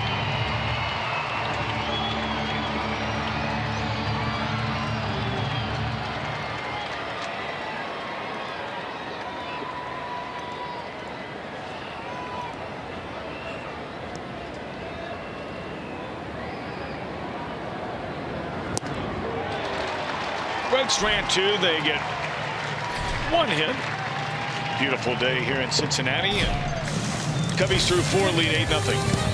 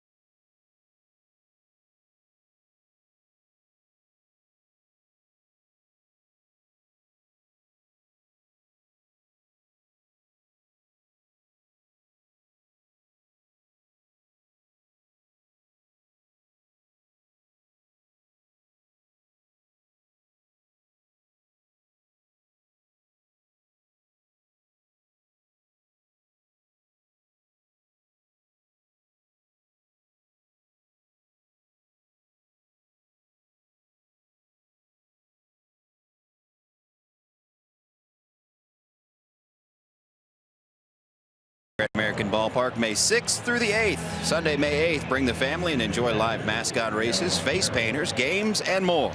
Plus, all kids 14 and younger get a Star Wars-themed fat head. It's thanks to PNC Bank. For tickets, call 513-381-REDS or visit reds.com.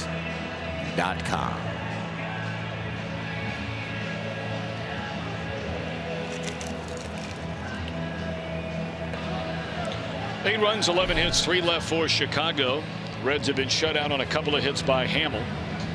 Drew Hayes set to begin his second full inning of work. He's done a nice job. Granted, he came in with his team behind 8-0, but he stranded 2 when he got the final out in the 3rd. Allowed a couple of hits, one of them an infield hit, but got a pop up in a double play in the 4th, and here we go in the 5th.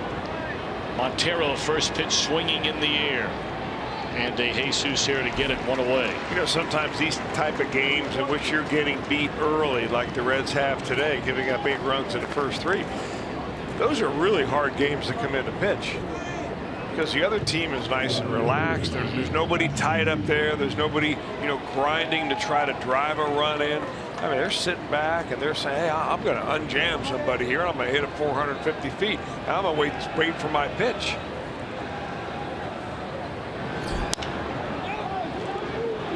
Lights back-to-back hitters that go up there, first pitch swinging. And back-to-back outs for Drew Hayes. Take that all day long.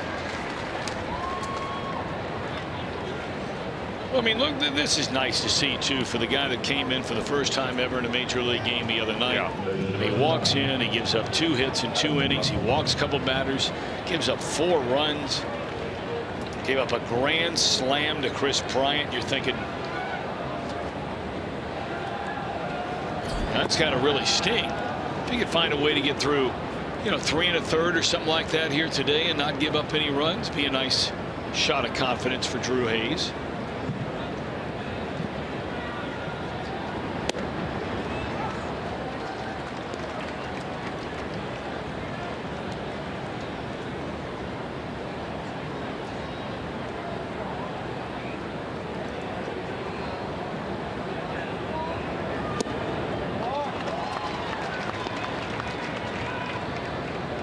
Hayes has got that 4-seam fastball that really kind of takes off, goes away from right-handers into left-handers.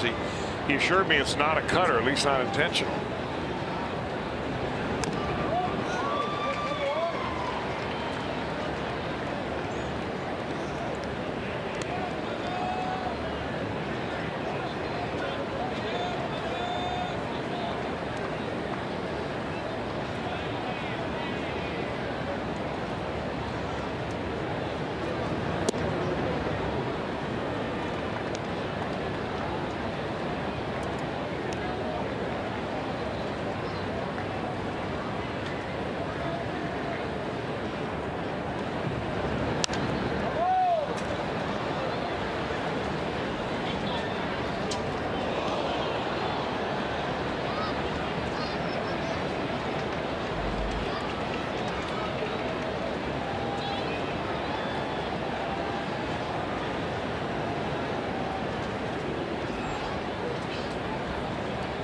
Two on the way.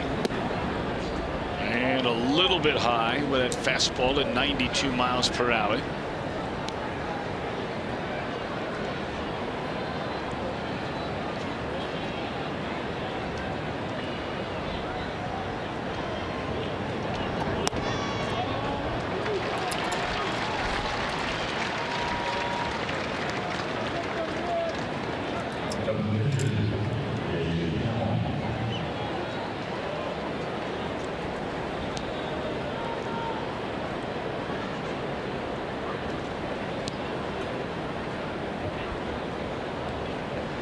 So now the pitcher Jason Hammel bats for the 3rd time. He had a base hit, scored a run back in the 2nd inning. And then he struck out. The final out recorded by Alfredo Simon in the 3rd.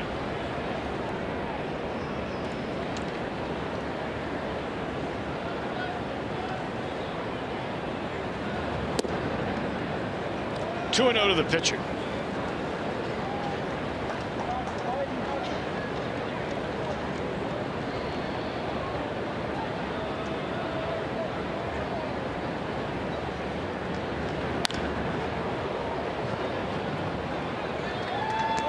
That was the area of the field that we seem to be focused in on so frequently. Last night I had 4 or 5 of the guys that work security around the ballpark, and they've been doing it around the ballpark for a long time. They got the biggest kick out of that last night.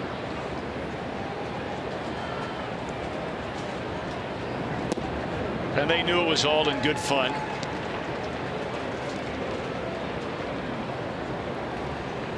About all the balls that were hit down the first base line into foul ground in that area and up the 3rd base line. Gone swinging the pitcher, and that'll end the inning. Middle of the 5th. First strikeout for Hayes.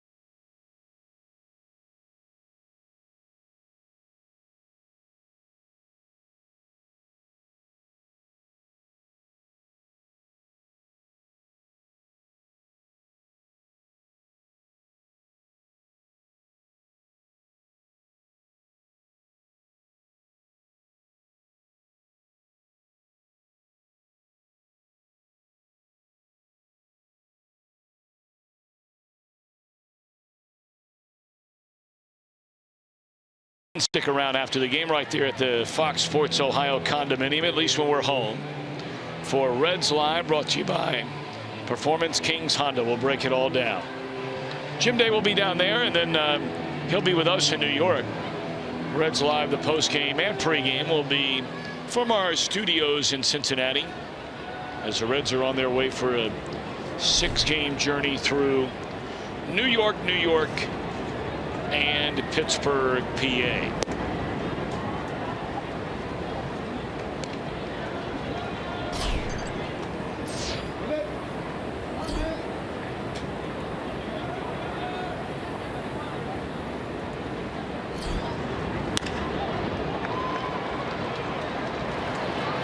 Barnhart right at the shortstop. Russell one away. Well, here are some of those balls down the line. One of them actually hit the ball boy down there. Then they came the other way, and down goes Frazier. It's pretty nifty footwork down there. That's good stuff. Good stuff.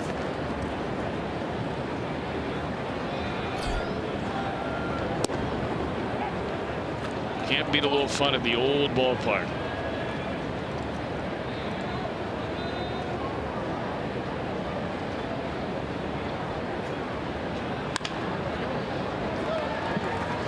They'll try Russell again, 2 away.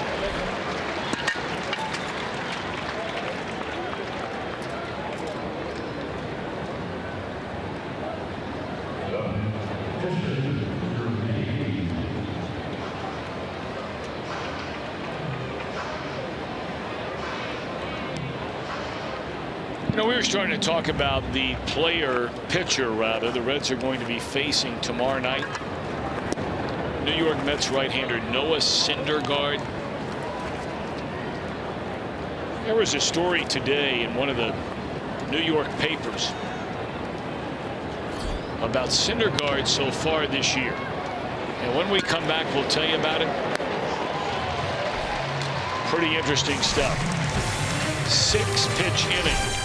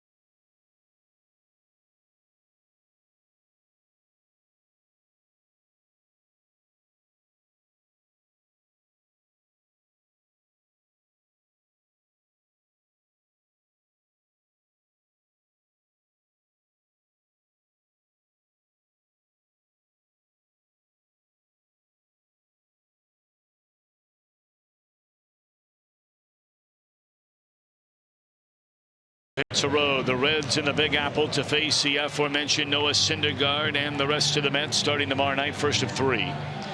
Reds Live gets underway at 6:30 April in the OHIO. It is presented by Meyer. Excellent pitching matchup to begin that series tomorrow night. Syndergaard 2-0, a 0.9 ERA. A lot of people think that the Reds faced the best pitcher in the National League the other night when they faced Jake Arrieta and he no-hit the Reds. But if he is the best, there's no doubt that Noah Syndergaard is the most powerful pitcher in the National League. He averages almost 99 miles per hour on a fastball, and he averages almost 93 miles an hour on his slider. Story in the New York papers today: Syndergaard so far this year has thrown 44 pitches at 100 miles per hour or more in 3 starts. Before play started this weekend, here's a drive into deep right field, and this will be another Cub home run. This one by La Stella.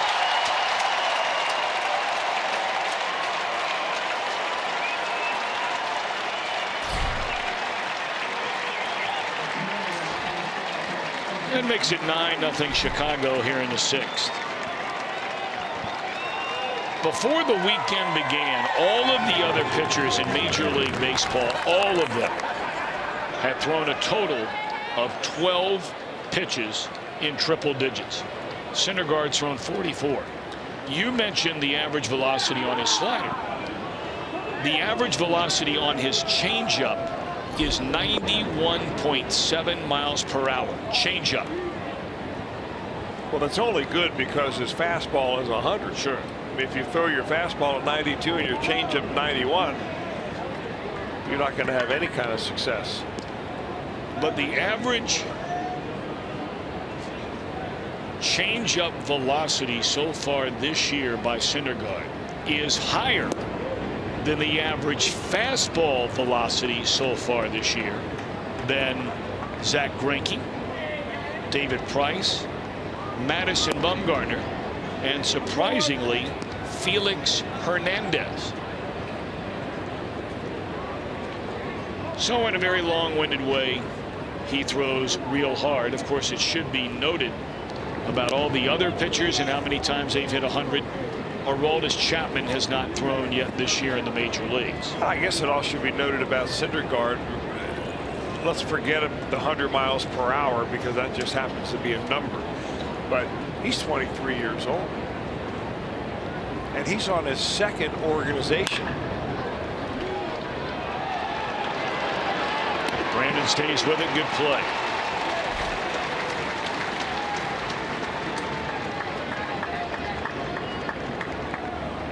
It's a really good play because you're not going to field everything cleanly, especially when you're sliding to get it, but you stay on it, and you come up throwing a P to first base.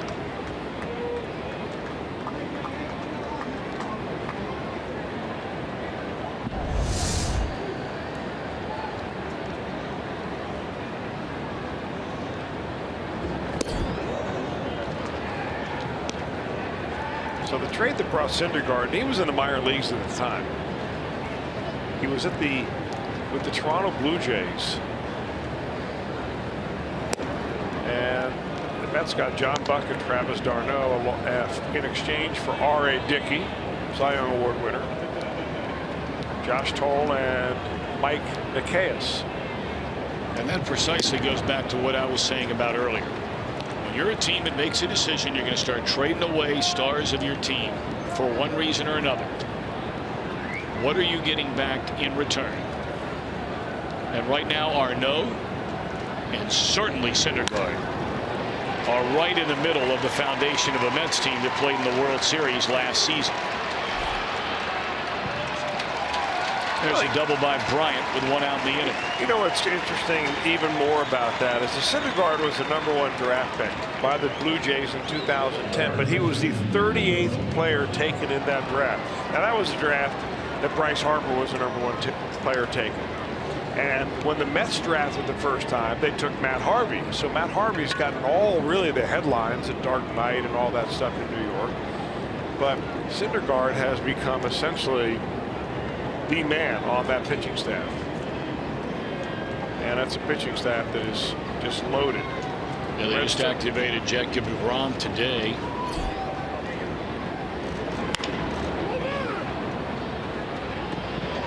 You know, Chris, you bring up an interesting point too. You know, we hear so much about baseball and being a younger and younger and younger man's game. Going into the weekend, there had been 438 home runs hit in Major League Baseball. 30% of those were hit by players 25 or younger. That would be the highest percentage for a season since 1975.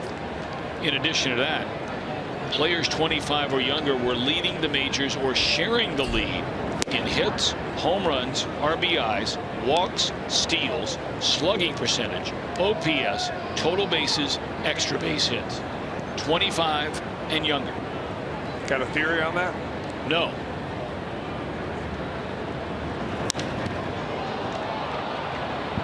Fly ball center field. But maybe you do, and we can get to that when we come back. Cubs add another run. They lead 9-0.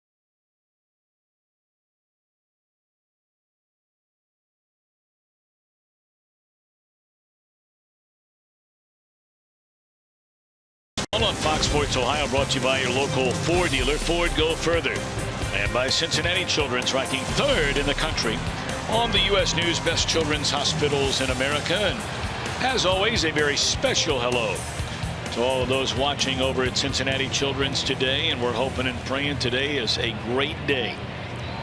Great day. We know it's a beautiful day.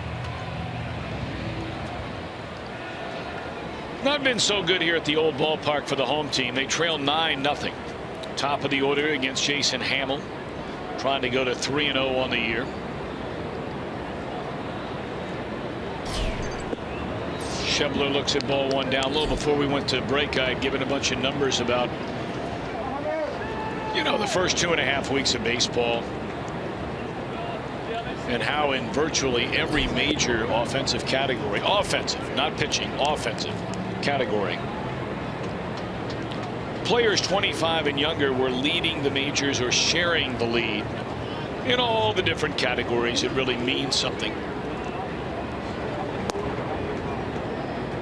Chris, I have no opinion or thought about it in any way, shape, or form, but I know that this is the kind of thing you like to follow. What do you think? I have no theory on that. Really? None at all. Fair enough. We move on.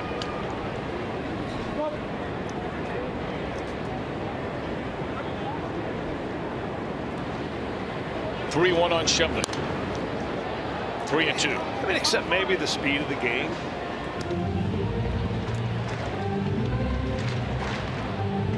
The speed of the game in what regard? Excuse me. You mean the velocity? Yeah, I mean, that a younger man has the reflexes to catch up with the speed of the velocity of pitches now better. But I think maybe they're getting used to it at younger ages. Gotcha. I think it's all conditional, because I really believe that, you know, it's always been in baseball that the guys who can throw the hardest are going to have a chance to be the most successful. Not always the case. Greg Maddux and Tom Glavine, great exceptions. But for the most part, when you face a fast pitcher, whether it's in Little League or high school or in the major leagues, a lot of times they would win. So now we're just quantifying it more. Instead of saying, boy, this guy was throwing, blue gas out there tonight. Now you say he was throwing 93. And you can, or he was throwing 93.7. So I think younger players, even in high school now, you're seeing faster throwing pitchers. They're getting used to seeing it. College, certainly these kids are throwing much, much harder than they did 5 and 10 years ago. And consequently, they're the ones who are getting to the major leagues, and they've used to seeing a little bit quicker pitches. It's the only thing I can think of. But it doesn't necessarily mean you have to throw that hard to be successful.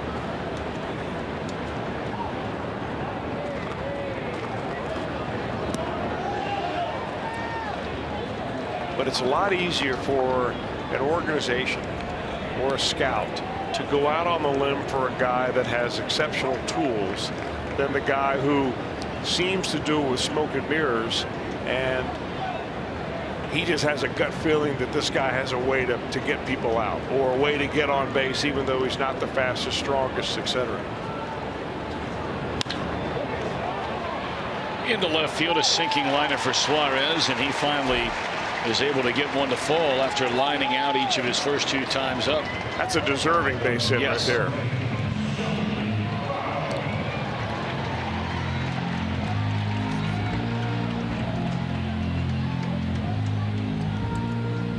I think you'll be able to tell, following Luke, your son, the next few years, how, you're exactly what I'm talking about. You're going to find these kids that all of a sudden you're going to run into a kid that you think is 3 years older than everybody else because he's throwing 3 times as hard as anybody you have.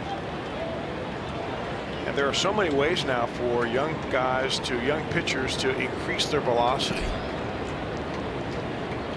They're working out, they're lifting weights, they've got weighted ball programs, elastic band programs. Used to be, if you wanted to learn how to throw harder, you go out in the backyard and play catch. Now there are a lot of other ways to do it, and of course the incidence of arm injuries is more frequent now than in any place in baseball history.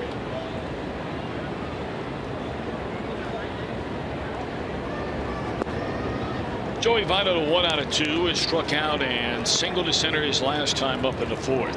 2-0. Seems like the more you take care of young pitchers' arms, the harder they throw and the more they get injured.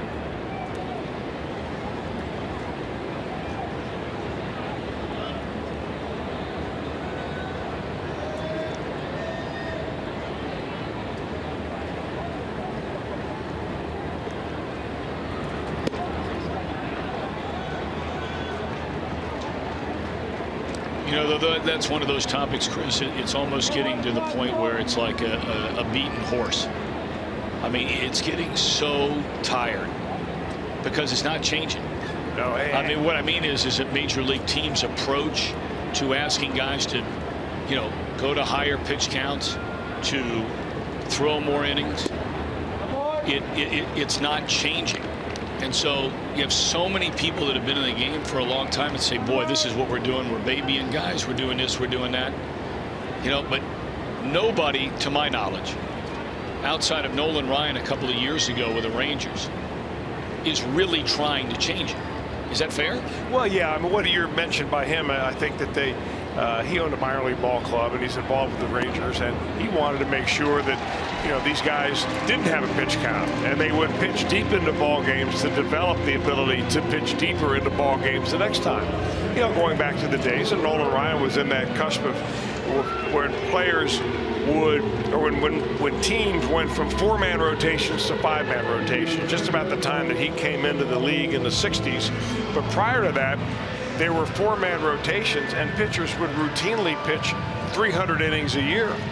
We talked a few days ago about Robin Roberts, who for 6 years in a row threw more than 300 innings and never hurt his arm to the point where he couldn't pitch. So I really believe that we're going down the wrong road by completely saying it's all about pitch counts and it's all about rest in between starts and so on. I have the belief that it's more to do with mechanics than it is all the other stuff. And all I've got to do is go back to the 40s and 50s and early 60s to prove it. That it's going to rust out before it wears out. You got to use your arm. 2-1 and 1 out. And the crowd getting excited with Brandon Phillips coming up there with Suarez at second, Votto on at first. I certainly don't have the answer. I don't think that anybody has the full answer. Nobody out there. Your points are very well made. And you wonder though, are we going around in a whole circle? Because then if guys are throwing so much harder, I mean, is it possible that their mechanics could be perfect, but when you're throwing, unlike the Robin Roberts of the world, when you're averaging 97 on a fastball instead of 89, when you're averaging 92 on a changeup instead of 84, and I know not everybody has those averages like Syndergaard that we gave a moment ago, but when the average fastball is 6 to 7 miles per hour, maybe faster than during Robin Roberts' time, is that velocity causing the injuries? Right, or is the mechanics that allow you to throw harder the same mechanics that will cause the injury? And I think you may be onto something there. And it really has been studied by so many people, broken down, in as small a slice as you can, to say, all right, well, what are these guys doing differently?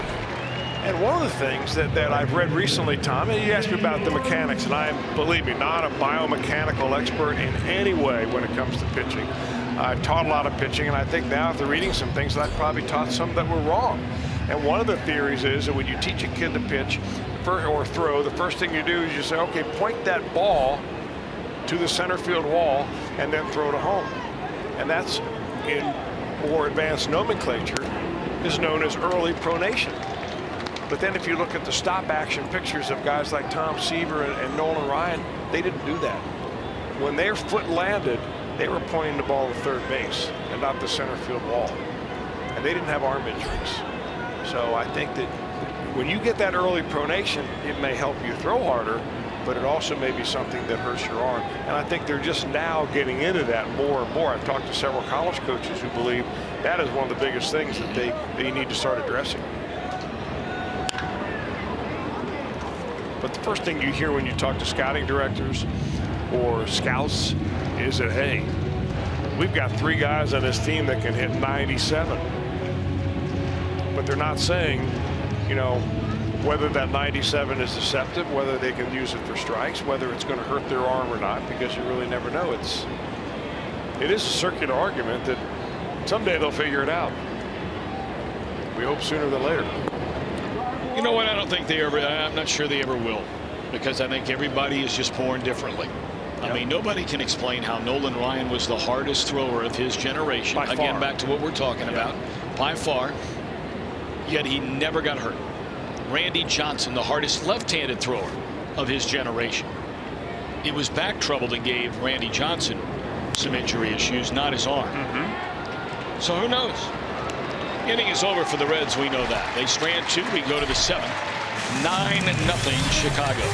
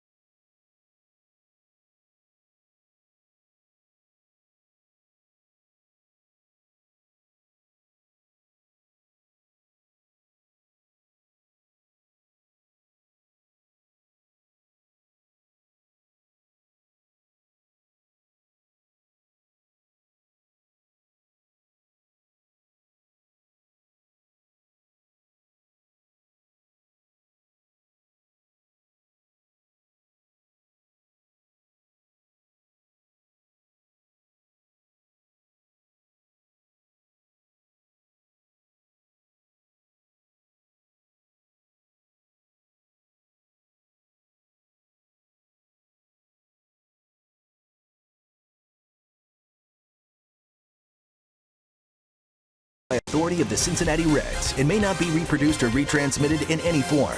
And the accounts and descriptions of this game may not be disseminated without the express written consent of the Cincinnati Reds. Well, Reds fans, if you can't watch the games on TV, you can now stream Reds games live on your mobile device. Go to your app store, download the free Fox Sports Go app, and bring the Reds wherever you go on that mobile device.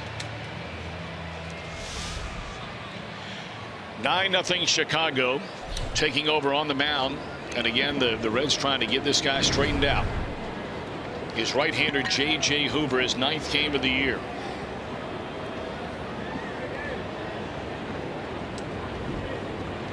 And at least before the game today, there was some talk that maybe Chris Hoover has been tipping pitches. Well, that was the talk in the clubhouse, and there were a lot of reporters hovering around J.J. Hoover's locker before the ball game to try to get some response from him on that. And he really didn't want to get into detail about what he was doing, but that was the unwritten message, that they thought he was tipping pitches, that he thought he was throwing good pitches, but he was getting solid contact in return even on good pitches. So the only way that happens is if the hitter knows what's coming.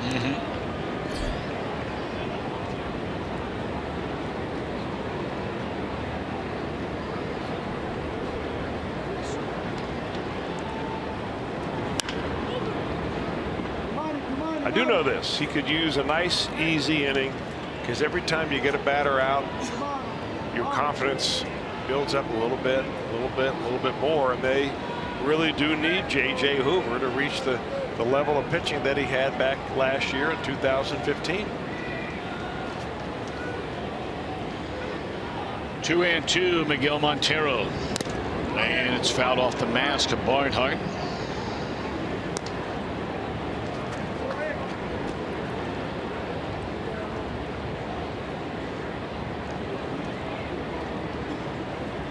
Jordan Pacheco replacing Brandon Phillips for the rest of this one.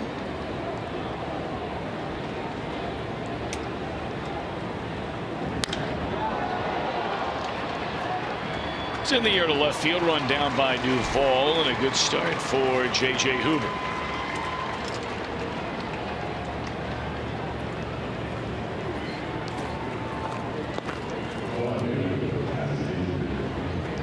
Caesar 0 for 3, reached on a really tough error that was handed to Alfredo Simon back in that 3-run third.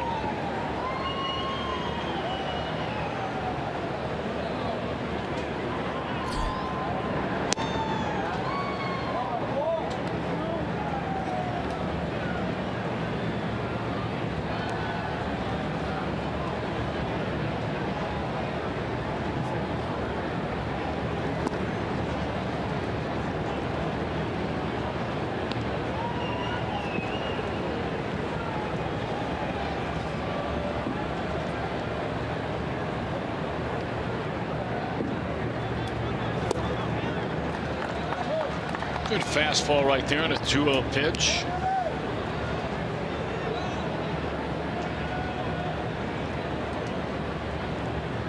Caesar swung so hard he nearly fell over.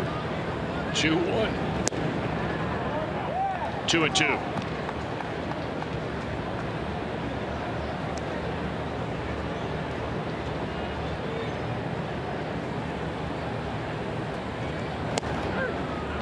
And how about that? 93 on the inside corner. Well, it's nice to see J.J. up there around the 93-mile-an-hour mark, because that's where he really is at his best. A little bit more in the fastball last year. He averaged closer to 94 miles an hour last year than the 92 that he's been throwing so far this year. And it could be just early in the year. Sometimes power pitchers take a little bit longer to get it going. But the bottom line is the bottom line, and even if you're throwing close to 100, if you throw it down the middle, they're going to hit it. So you have to, I'm still a believer in, location, movement, and then velocity being the third most important of the three. Like the last pitch to Caesar that he got a strikeout on. Caesar's backing off the plate and was right on the inside corner.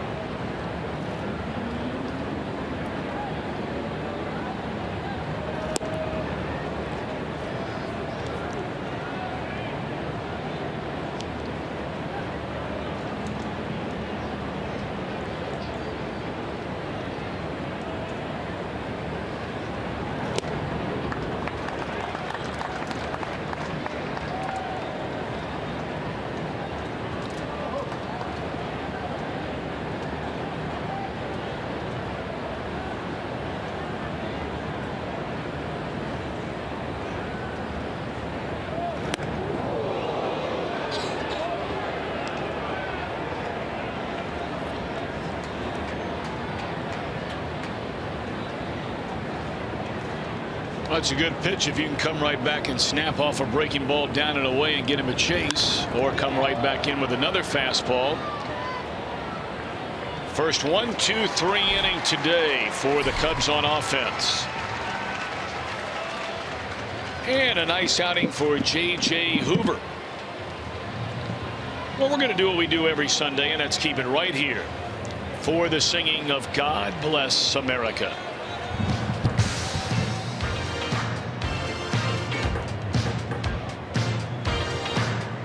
Ladies and gentlemen, at this time we ask that you please stand, kindly remove your hats and face the American flag. Major League Baseball, the Reds and the Cubs salute the men and women of our armed forces, as well as those who serve to protect in our local police and fire departments. At this time, please help us honor these brave men and women and all our veterans of service, and welcome St. Xavier High School senior Isan Walker as he leads us in the singing of God Bless America. God bless America, land that I love. Stand beside her and guide her through the night with the light from above. From the mountains to the prairies, to the oceans white with foam. God bless America, my home, sweet home. God bless America, my home, sweet home.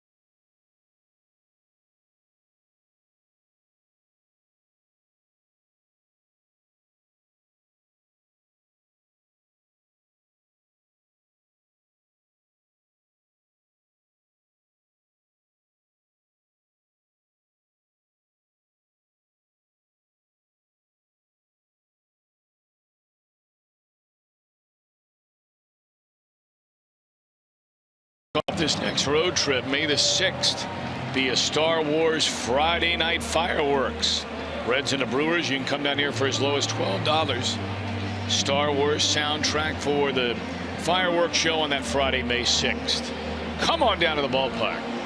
Giants, Brewers, Pirates, all in town. Nearly 37,000 on hand here today. Giants will be in for 3, Milwaukee 4, and the Pirates for 3. Adam Warren takes over on the mound for Hamill. 6 innings, 3-hit shutout baseball. Young man that came over to the Chicago Cubs from the New York Yankees in the Starlin Castro deal. Originally signed by the Yankees when he was drafted as a senior out of the University of North Carolina.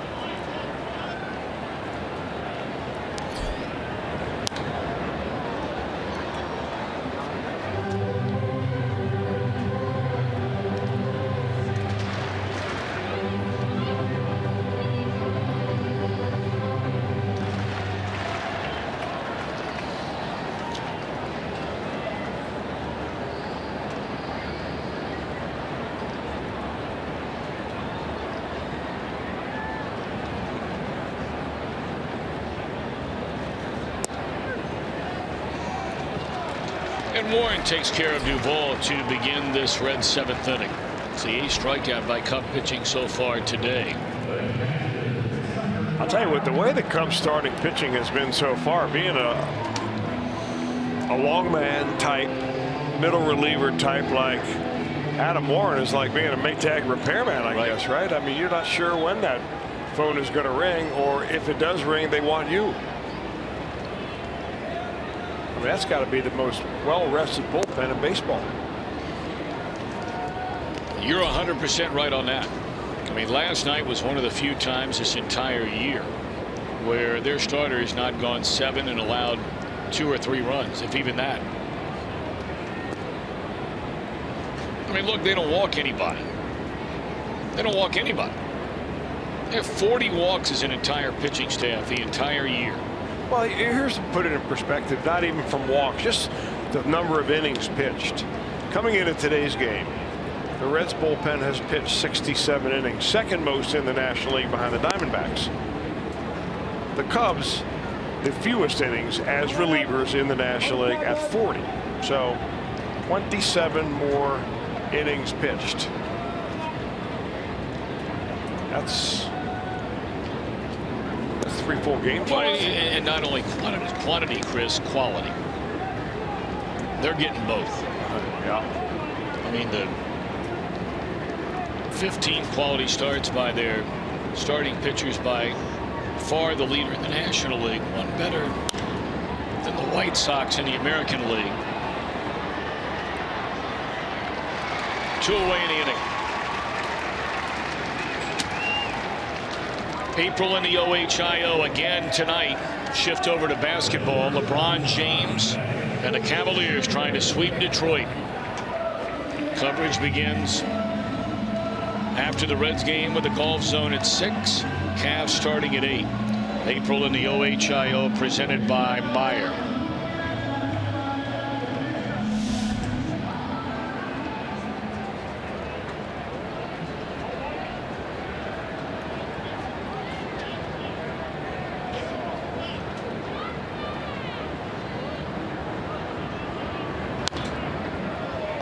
Well, you know what? As many nice things as we said, and they've earned it. It's not like you're just saying something nice about somebody to say it. I mean, this Cub team has played its way to getting a lot of good things said about them. But we mentioned the two teams will not see each other again until the last week of June. We'll see what it looks like then, because you never know.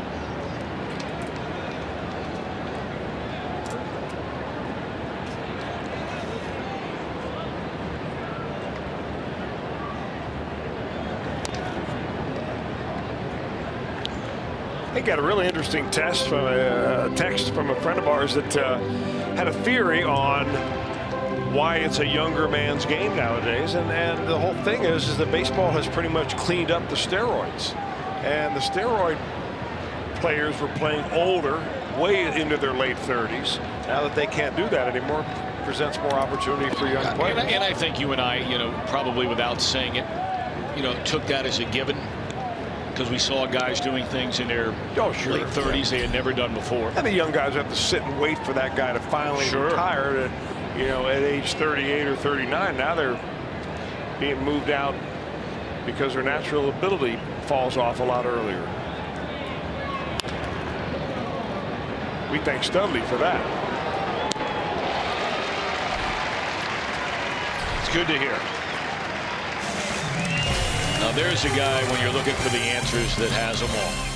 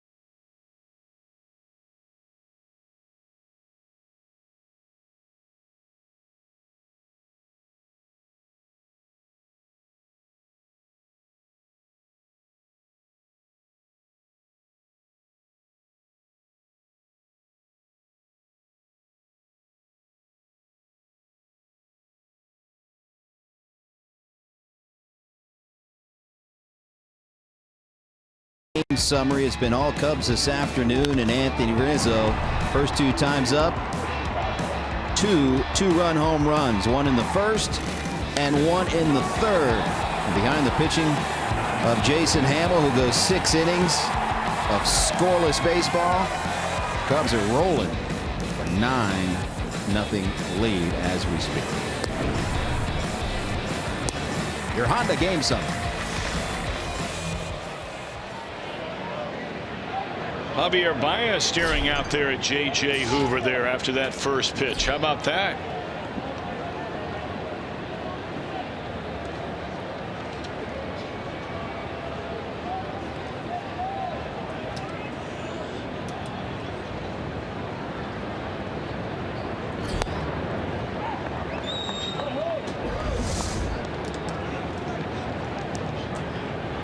That wasn't anywhere near him. No, actually, if he brought it down a little bit, it would have been a strike. He needed a longer bat for that one.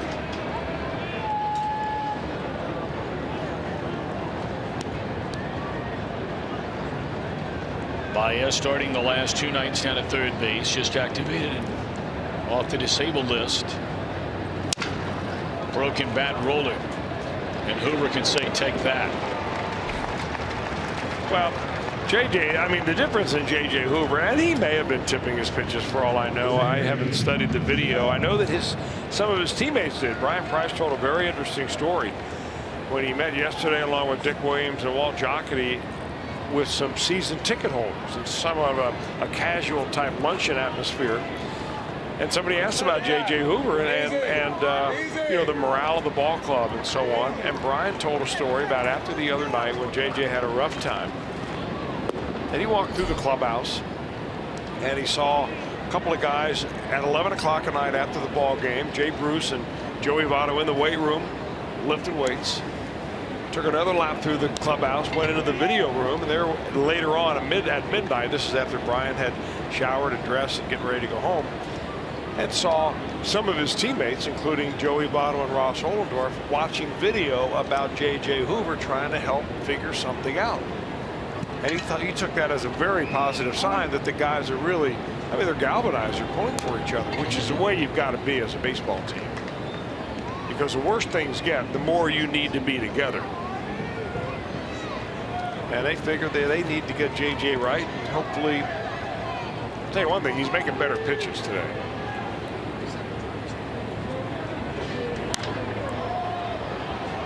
Well, he's going to have back-to-back outs to begin this inning. And he's retired all 5 he has faced so far here today.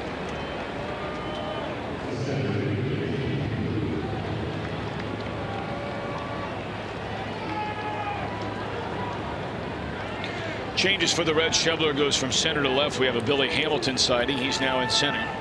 First time he's played in the last 5 days. And Duvall moves over to first base.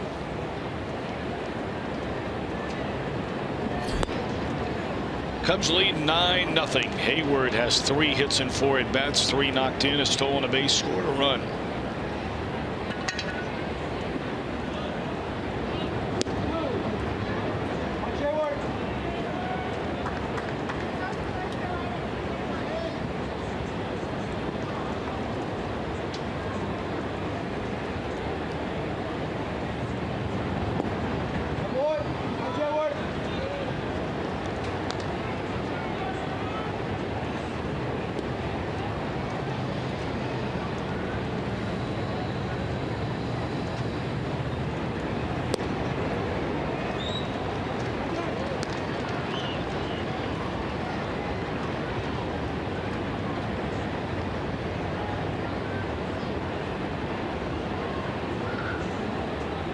Two and two on Hayward.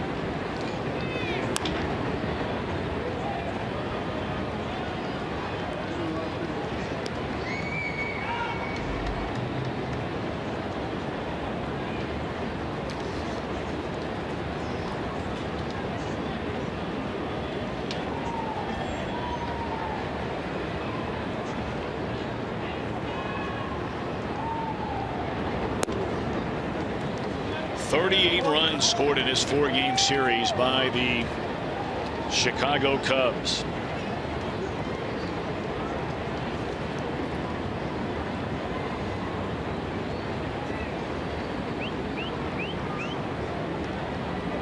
Three-2 to Hayward. Smoked into left center field. This will be his 4th hit of the game.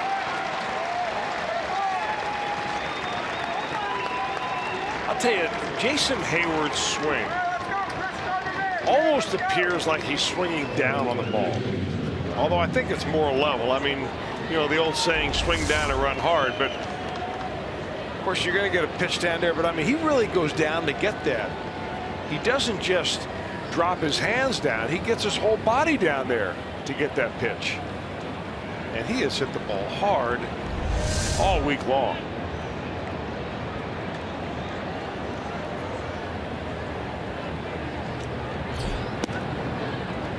You know, it's interesting when you get a perspective from different places. I was just reading an article. Can't remember which city it was from. It was a national baseball article. It was not Chicago and it wasn't New York. I can't remember, early this morning. And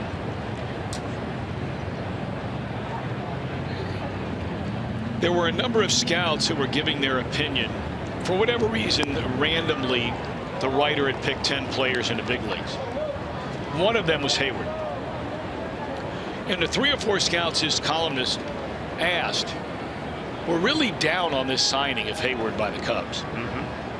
Saying that, you know, hey, look, you can go in and, you know, you can talk about WAR and some of these other, you know, metrics that are favorable to Hayward. But they said, you know, really at the end of the day, you look at the entire body of work. And, you know, he had a good year last year in St. Louis. He's had some good moments when he first came up with Atlanta. But there's been a lot of down moments. And he comes into this game. You know, now he has 4 hits in the game, but he came in hitting .220. He doesn't have a home run. He has 3 extra base hits in nearly 3 weeks of a season. Well, his high water start, not a big deal. Last year had a great year with the Cardinals. Yes. I mean, batted .293, which was, you know, 30 points higher than his lifetime career average. Didn't hit a lot of home runs, had 13 home runs. And only 60. See that on base percentage right there? I mean, he's up, you know, 350 last 3 years. So walk to Bryant.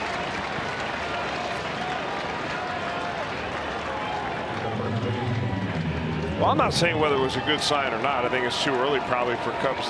But he fit a nice hole for the Chicago Cubs. And I think that's what you're trying to do when you sign a free agent. Now, sometimes you need to sign a free agent that is a big bopper that changes your whole offense. They didn't need that with the Cubs. They just needed a guy that can play good defense in right field, and he will play great defense. And give them some left-handed thump. But you know what it is, though, Chris, is it's a visit to the mound, though. You're giving Jason Hayward an 8-year contract. Yeah. For almost $200 million at 26 years old. It's a long time. Yeah, it is. Usually the back end of those contracts look bad. But oftentimes the team that signed him to that contract doesn't have him anymore. They paid somebody else to take the contract off their hands. I don't think the Cubs fans are worried about 8 years from now. No, they are not. They've waited 8 years at a time long enough. You're not lying about that. 1-0 the count. Rizzo has been the man again today for the Cubbies. All right, GS bringing the energy. And I talk about all the big sluggers, especially Giancarlo Stanton. Know about Goldschmidt out in Arizona, but look, since becoming a regular full-time player for the first time in his major league career, just like those other guys, Rizzo has more home runs than any other National League player. He's got a good eye. I mean that's proven with the number of walks and so on. But just watch him in the batter's box when he takes a pitch. He immediately reads it as a one he wants or doesn't want, and you don't see his head floating all over the place. You don't see him buckle very often.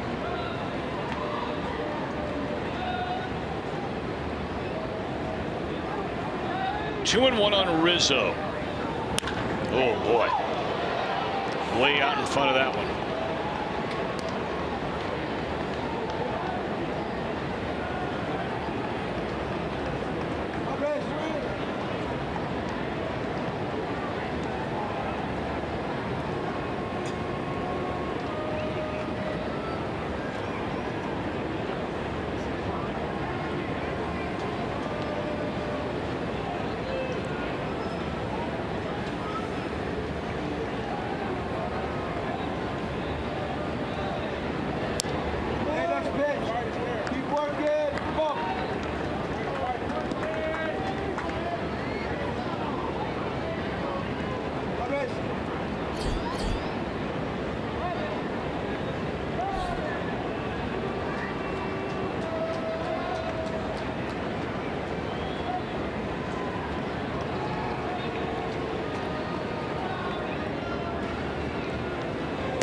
Three and two on Rizzo.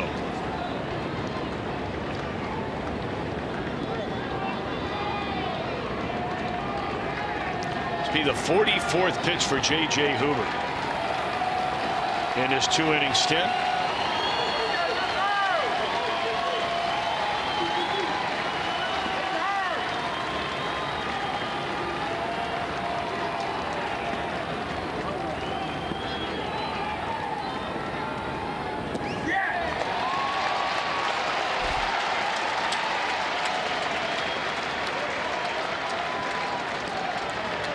Price, it looks like he's going to come get him.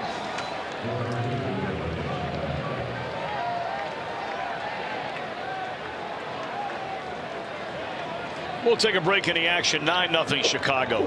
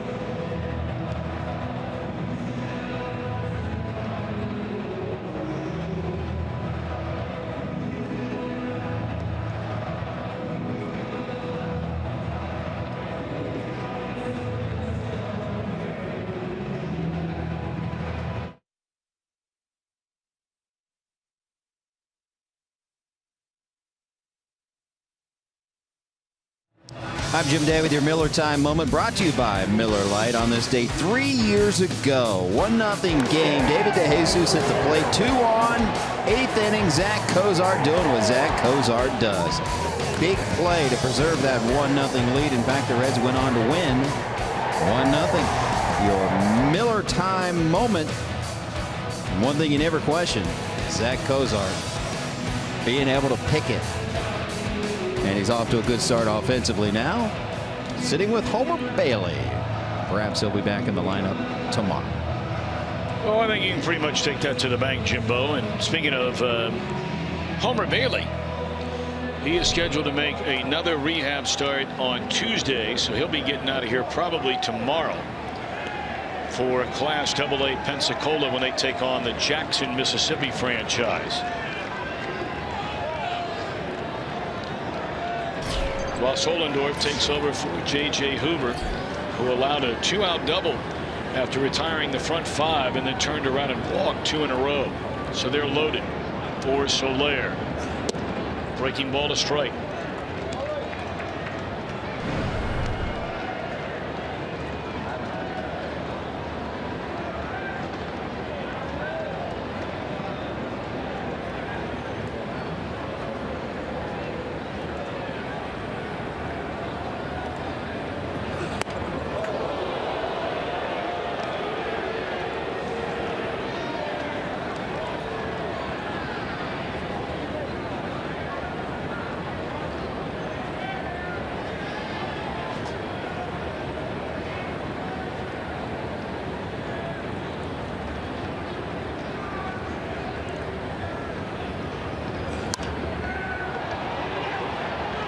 Popped up into foul ground, and Duvall with a nice catch before he stumbles over near the stands. So good work by Ohlendorf, preventing any further scoring from the Cubs as they lead 9-0 after 7½.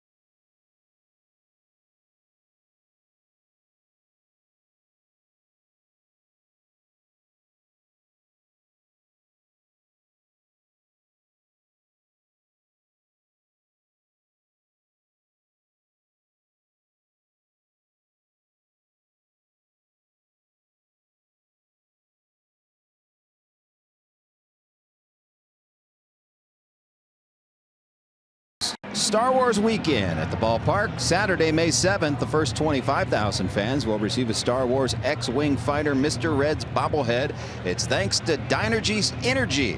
Get your tickets to Star Wars weekend for as low as $12. For tickets, call 513-381-REDS or visit reds.com.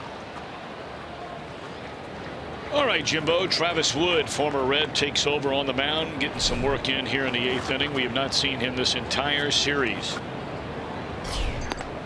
That gives you an idea of their starting pitching. Of course, you know what happened the first night. No-hitter by Arrieta. Lester, 7 innings, 1 run the second game.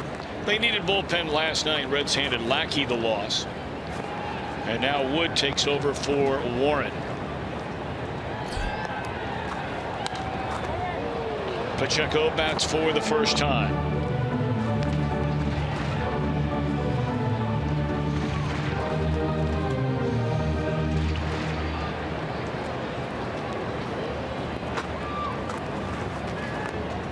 Javier Baez stays in the game after batting for the pitcher, and he'll replace Rizzo. Well, again, it's another example of what we were talking about a little bit here Friday and Thursday night about this Cub team and how many players and have such tremendous versatility. We're talking about Chris Bryant. You know, he comes to the ballpark. Maybe he knows the night before. I don't know. I've never asked Joe Madden about it. But there's a chance he comes to the ballpark every day not knowing if he's going to play left field or third base, maybe even right field, occasionally in center. You have La Stella that can play second, third, outfield. Hayward into center field today. Ready to play baseball. I mean, that's kind of common denominator that's probably just exactly the way that Joe Madden would describe it to you. I mean, Baez by trade is a middle infielder. Yeah. And yet they've worked him all over the infield. Now on the corners of the infield, and we've seen him, of course, play the outfield. And that was the idea when they finally got him healthy and activated from the DL, is they felt he would play enough, giving guys a rest. To warrant being with a big league club, that was the same kind of situation and question.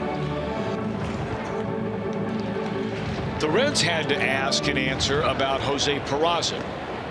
would he get enough playing time moving around short, second, center, maybe you mix in a corner outfield spot to warrant Peraza playing with a big league club to begin the year. And right now Peraza is playing every day at shortstop.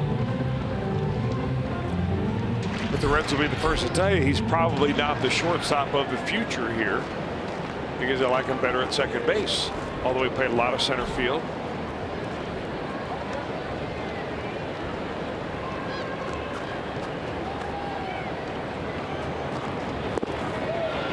Pacheco out of there on strikes. It's a 9th strikeout in the game by Chicago pitching. I'll tell you how much the Cubs have changed over the last few years. If you rate the top player on the team by WAR, okay, I mean, for any other way, it's one way to compare pitchers to batters. 3 years ago, Travis Wood was the most valuable player on this Cubs team with a WAR of 5.2. It's off the end of the bat by Schebler. This will be the second out. And here he is coming in, you know, in the last couple of innings of an 8-0 ball game.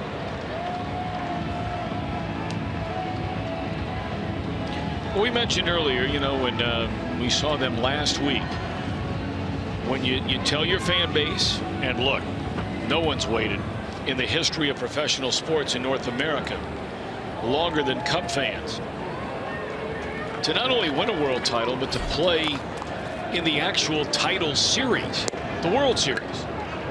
They've been there since 1945. I've won it since 1908.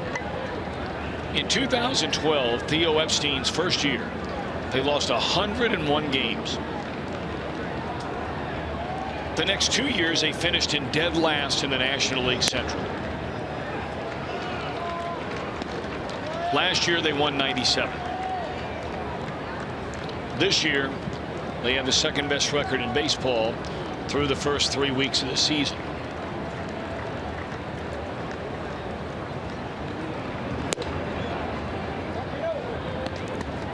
And that did not occur by going out and spending obscene amounts of money, i.e. the Dodgers as an example, on players. Don't get me wrong, they're spending money on players. But it wasn't until really this year. They added Lester last year. A lot of money, but one player. They didn't go buy 4 or 5. This offseason, they bring in Lackey.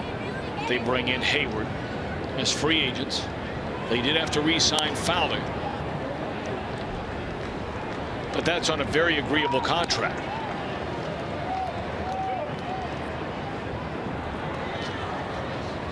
So, you know, look, you look at their overall team payroll and you're going to say, well, look, they're spending $1 gazillion on their team. Well, they've locked up some of their young players to contracts. But believe me, in the next couple of years, when the rubber really meets the road with some of these young players, we'll see what they decide to do.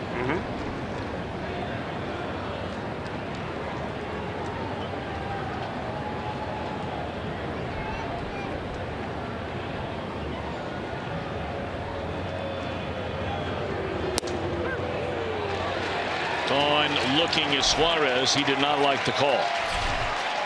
Mercifully to the 9th. 9-0 Chicago.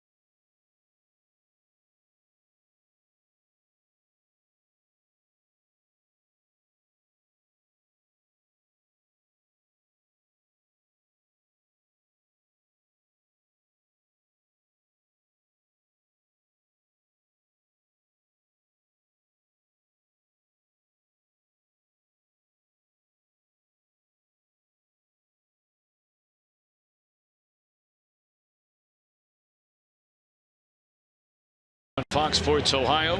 We get you warmed up with Reds Live 30 minutes before the start of every game. And of course, it's presented by Ray St. Clair Roofing. We begin tomorrow night at 6:30, Mr. Welsh, against the defending National League champion New York Mets.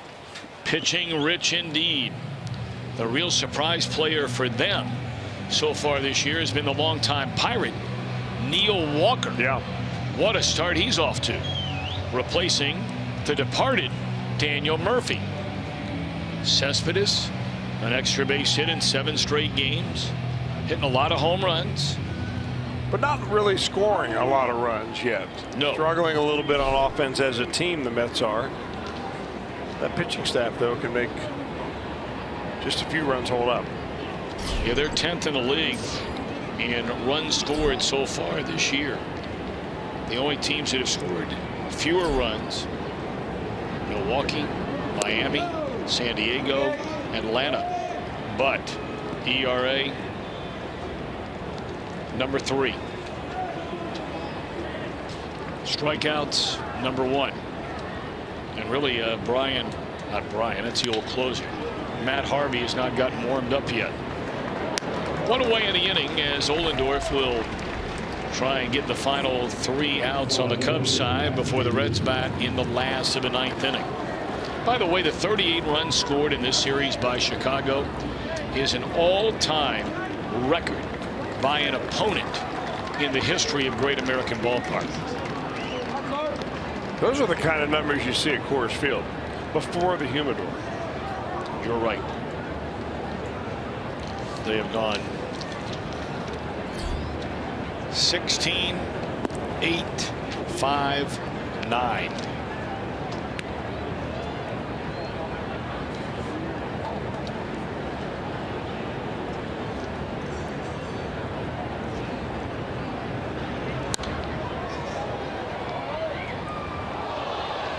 But as we showed you, really before this series ever began, the Reds have played very well against everybody else. So tomorrow it starts against everybody else. And barring an absolute miracle in the bottom of the 9th inning, the Reds will go to New York, just 1 game under 500.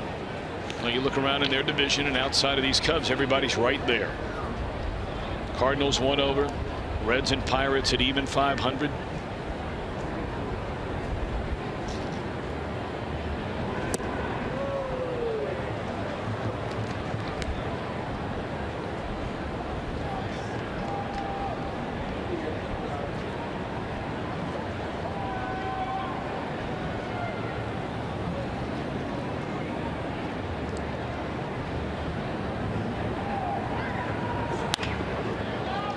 That's a nice pickup right there by Duvall, and the veteran Ohlendorf. Big fella getting over there in a hurry. Nice play on both ends. Our Volkswagen drives of the game come from Mr. Rizzo. What a series he has had. He had homered in 3 consecutive games, then didn't have one last night, so to make up for that, he hit 2 today. Each time with a man aboard. Rizzo now 8 home runs, 21 runs batted in.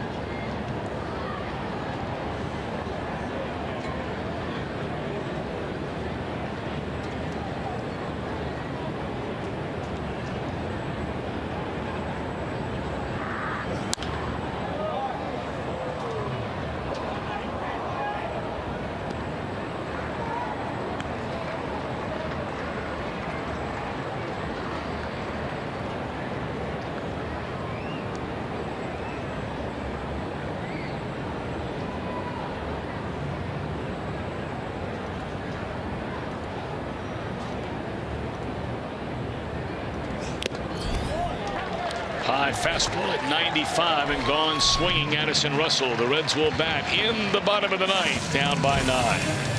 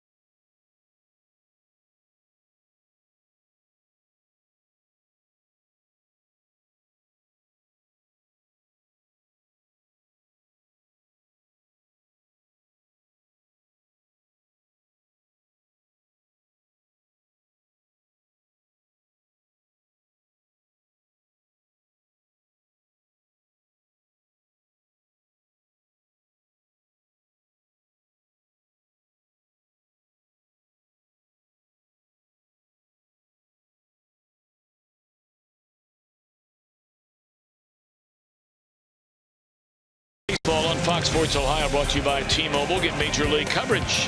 T-Mobile has doubled its 4G LTE in the last year.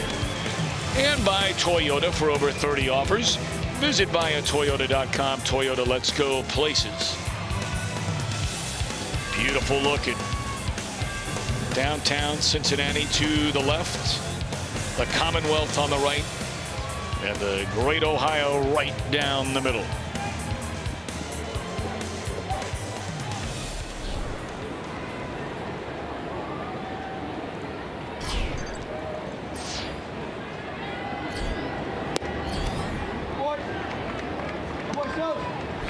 I don't know about you, I'm a little surprised to see Billy Hamilton in the batter's box. Hector Rondon, he is the closer for the Cubs here on to pitch the 9th inning.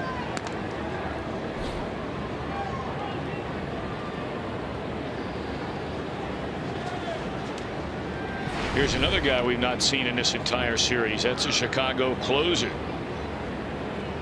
They thought they were going to have a save situation. They had him up and throwing. You may remember when it was a 4-1 ball game at the end of 8 here on Friday night. But then the Cubs scored 4 runs in the top of the 9th inning and had Rondon take a seat. Well, Jim Day reported before the game that, you know, until Billy Hamilton proves to them that he can hit in quote unquote, you know, live batting practice, that's the only way he was going to earn a chance to start again after being bothered by that sore left thumb. So maybe this at bat is at least going in that direction, because I'm sure they'd love to have him in the lineup tomorrow night. You know, Rondon is in the kind of an interesting case of what the way the Cubs tried to build this team. Originally signed by the Cleveland Indians, he was taken off the roster by the Indians, and the Cubs got him in the Rule 5 draft. So they had to keep him all the year of 2013 on the roster. And the Cubs weren't any good that year. He ended up having an earned run average in the, you know, the 4s. Walked too many batters. Didn't strike out quite as many per inning as he is now, but he showed some promise. He was 25 years old then. By the time next year rolled around in 2014, he was their closer's saved 29. On a bad team. On a bad team. Last year, on a good team, he saved 30 and was exceptionally good. Earned run average at 1.6 for a closer in 72 games. And you may say now that he's 28 years old, he's completely grown into his body at 6'3", 230, 235, something like that. And one of the better closers around.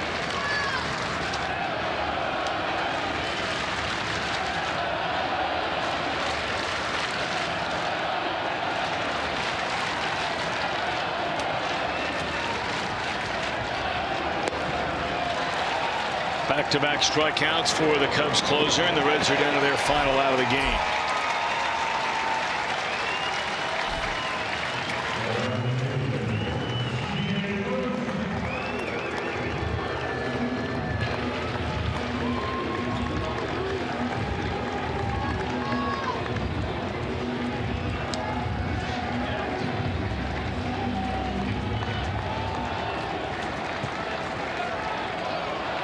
You know, we said it 2 days ago. We'll say it again today.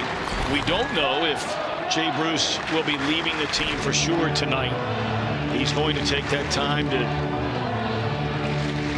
get back to the Houston area to be with his wife Hannah for the birth of their first child. And it could be any day now. Jay is going to be there for that, and if that's a last at bat for a couple of days, we wish the Bruces all the very, very best for a happy, healthy delivery. Prayers with him. It's the old ball game. Cubs win the series 3-1. They win the finale 9-0. We're back with more in a moment.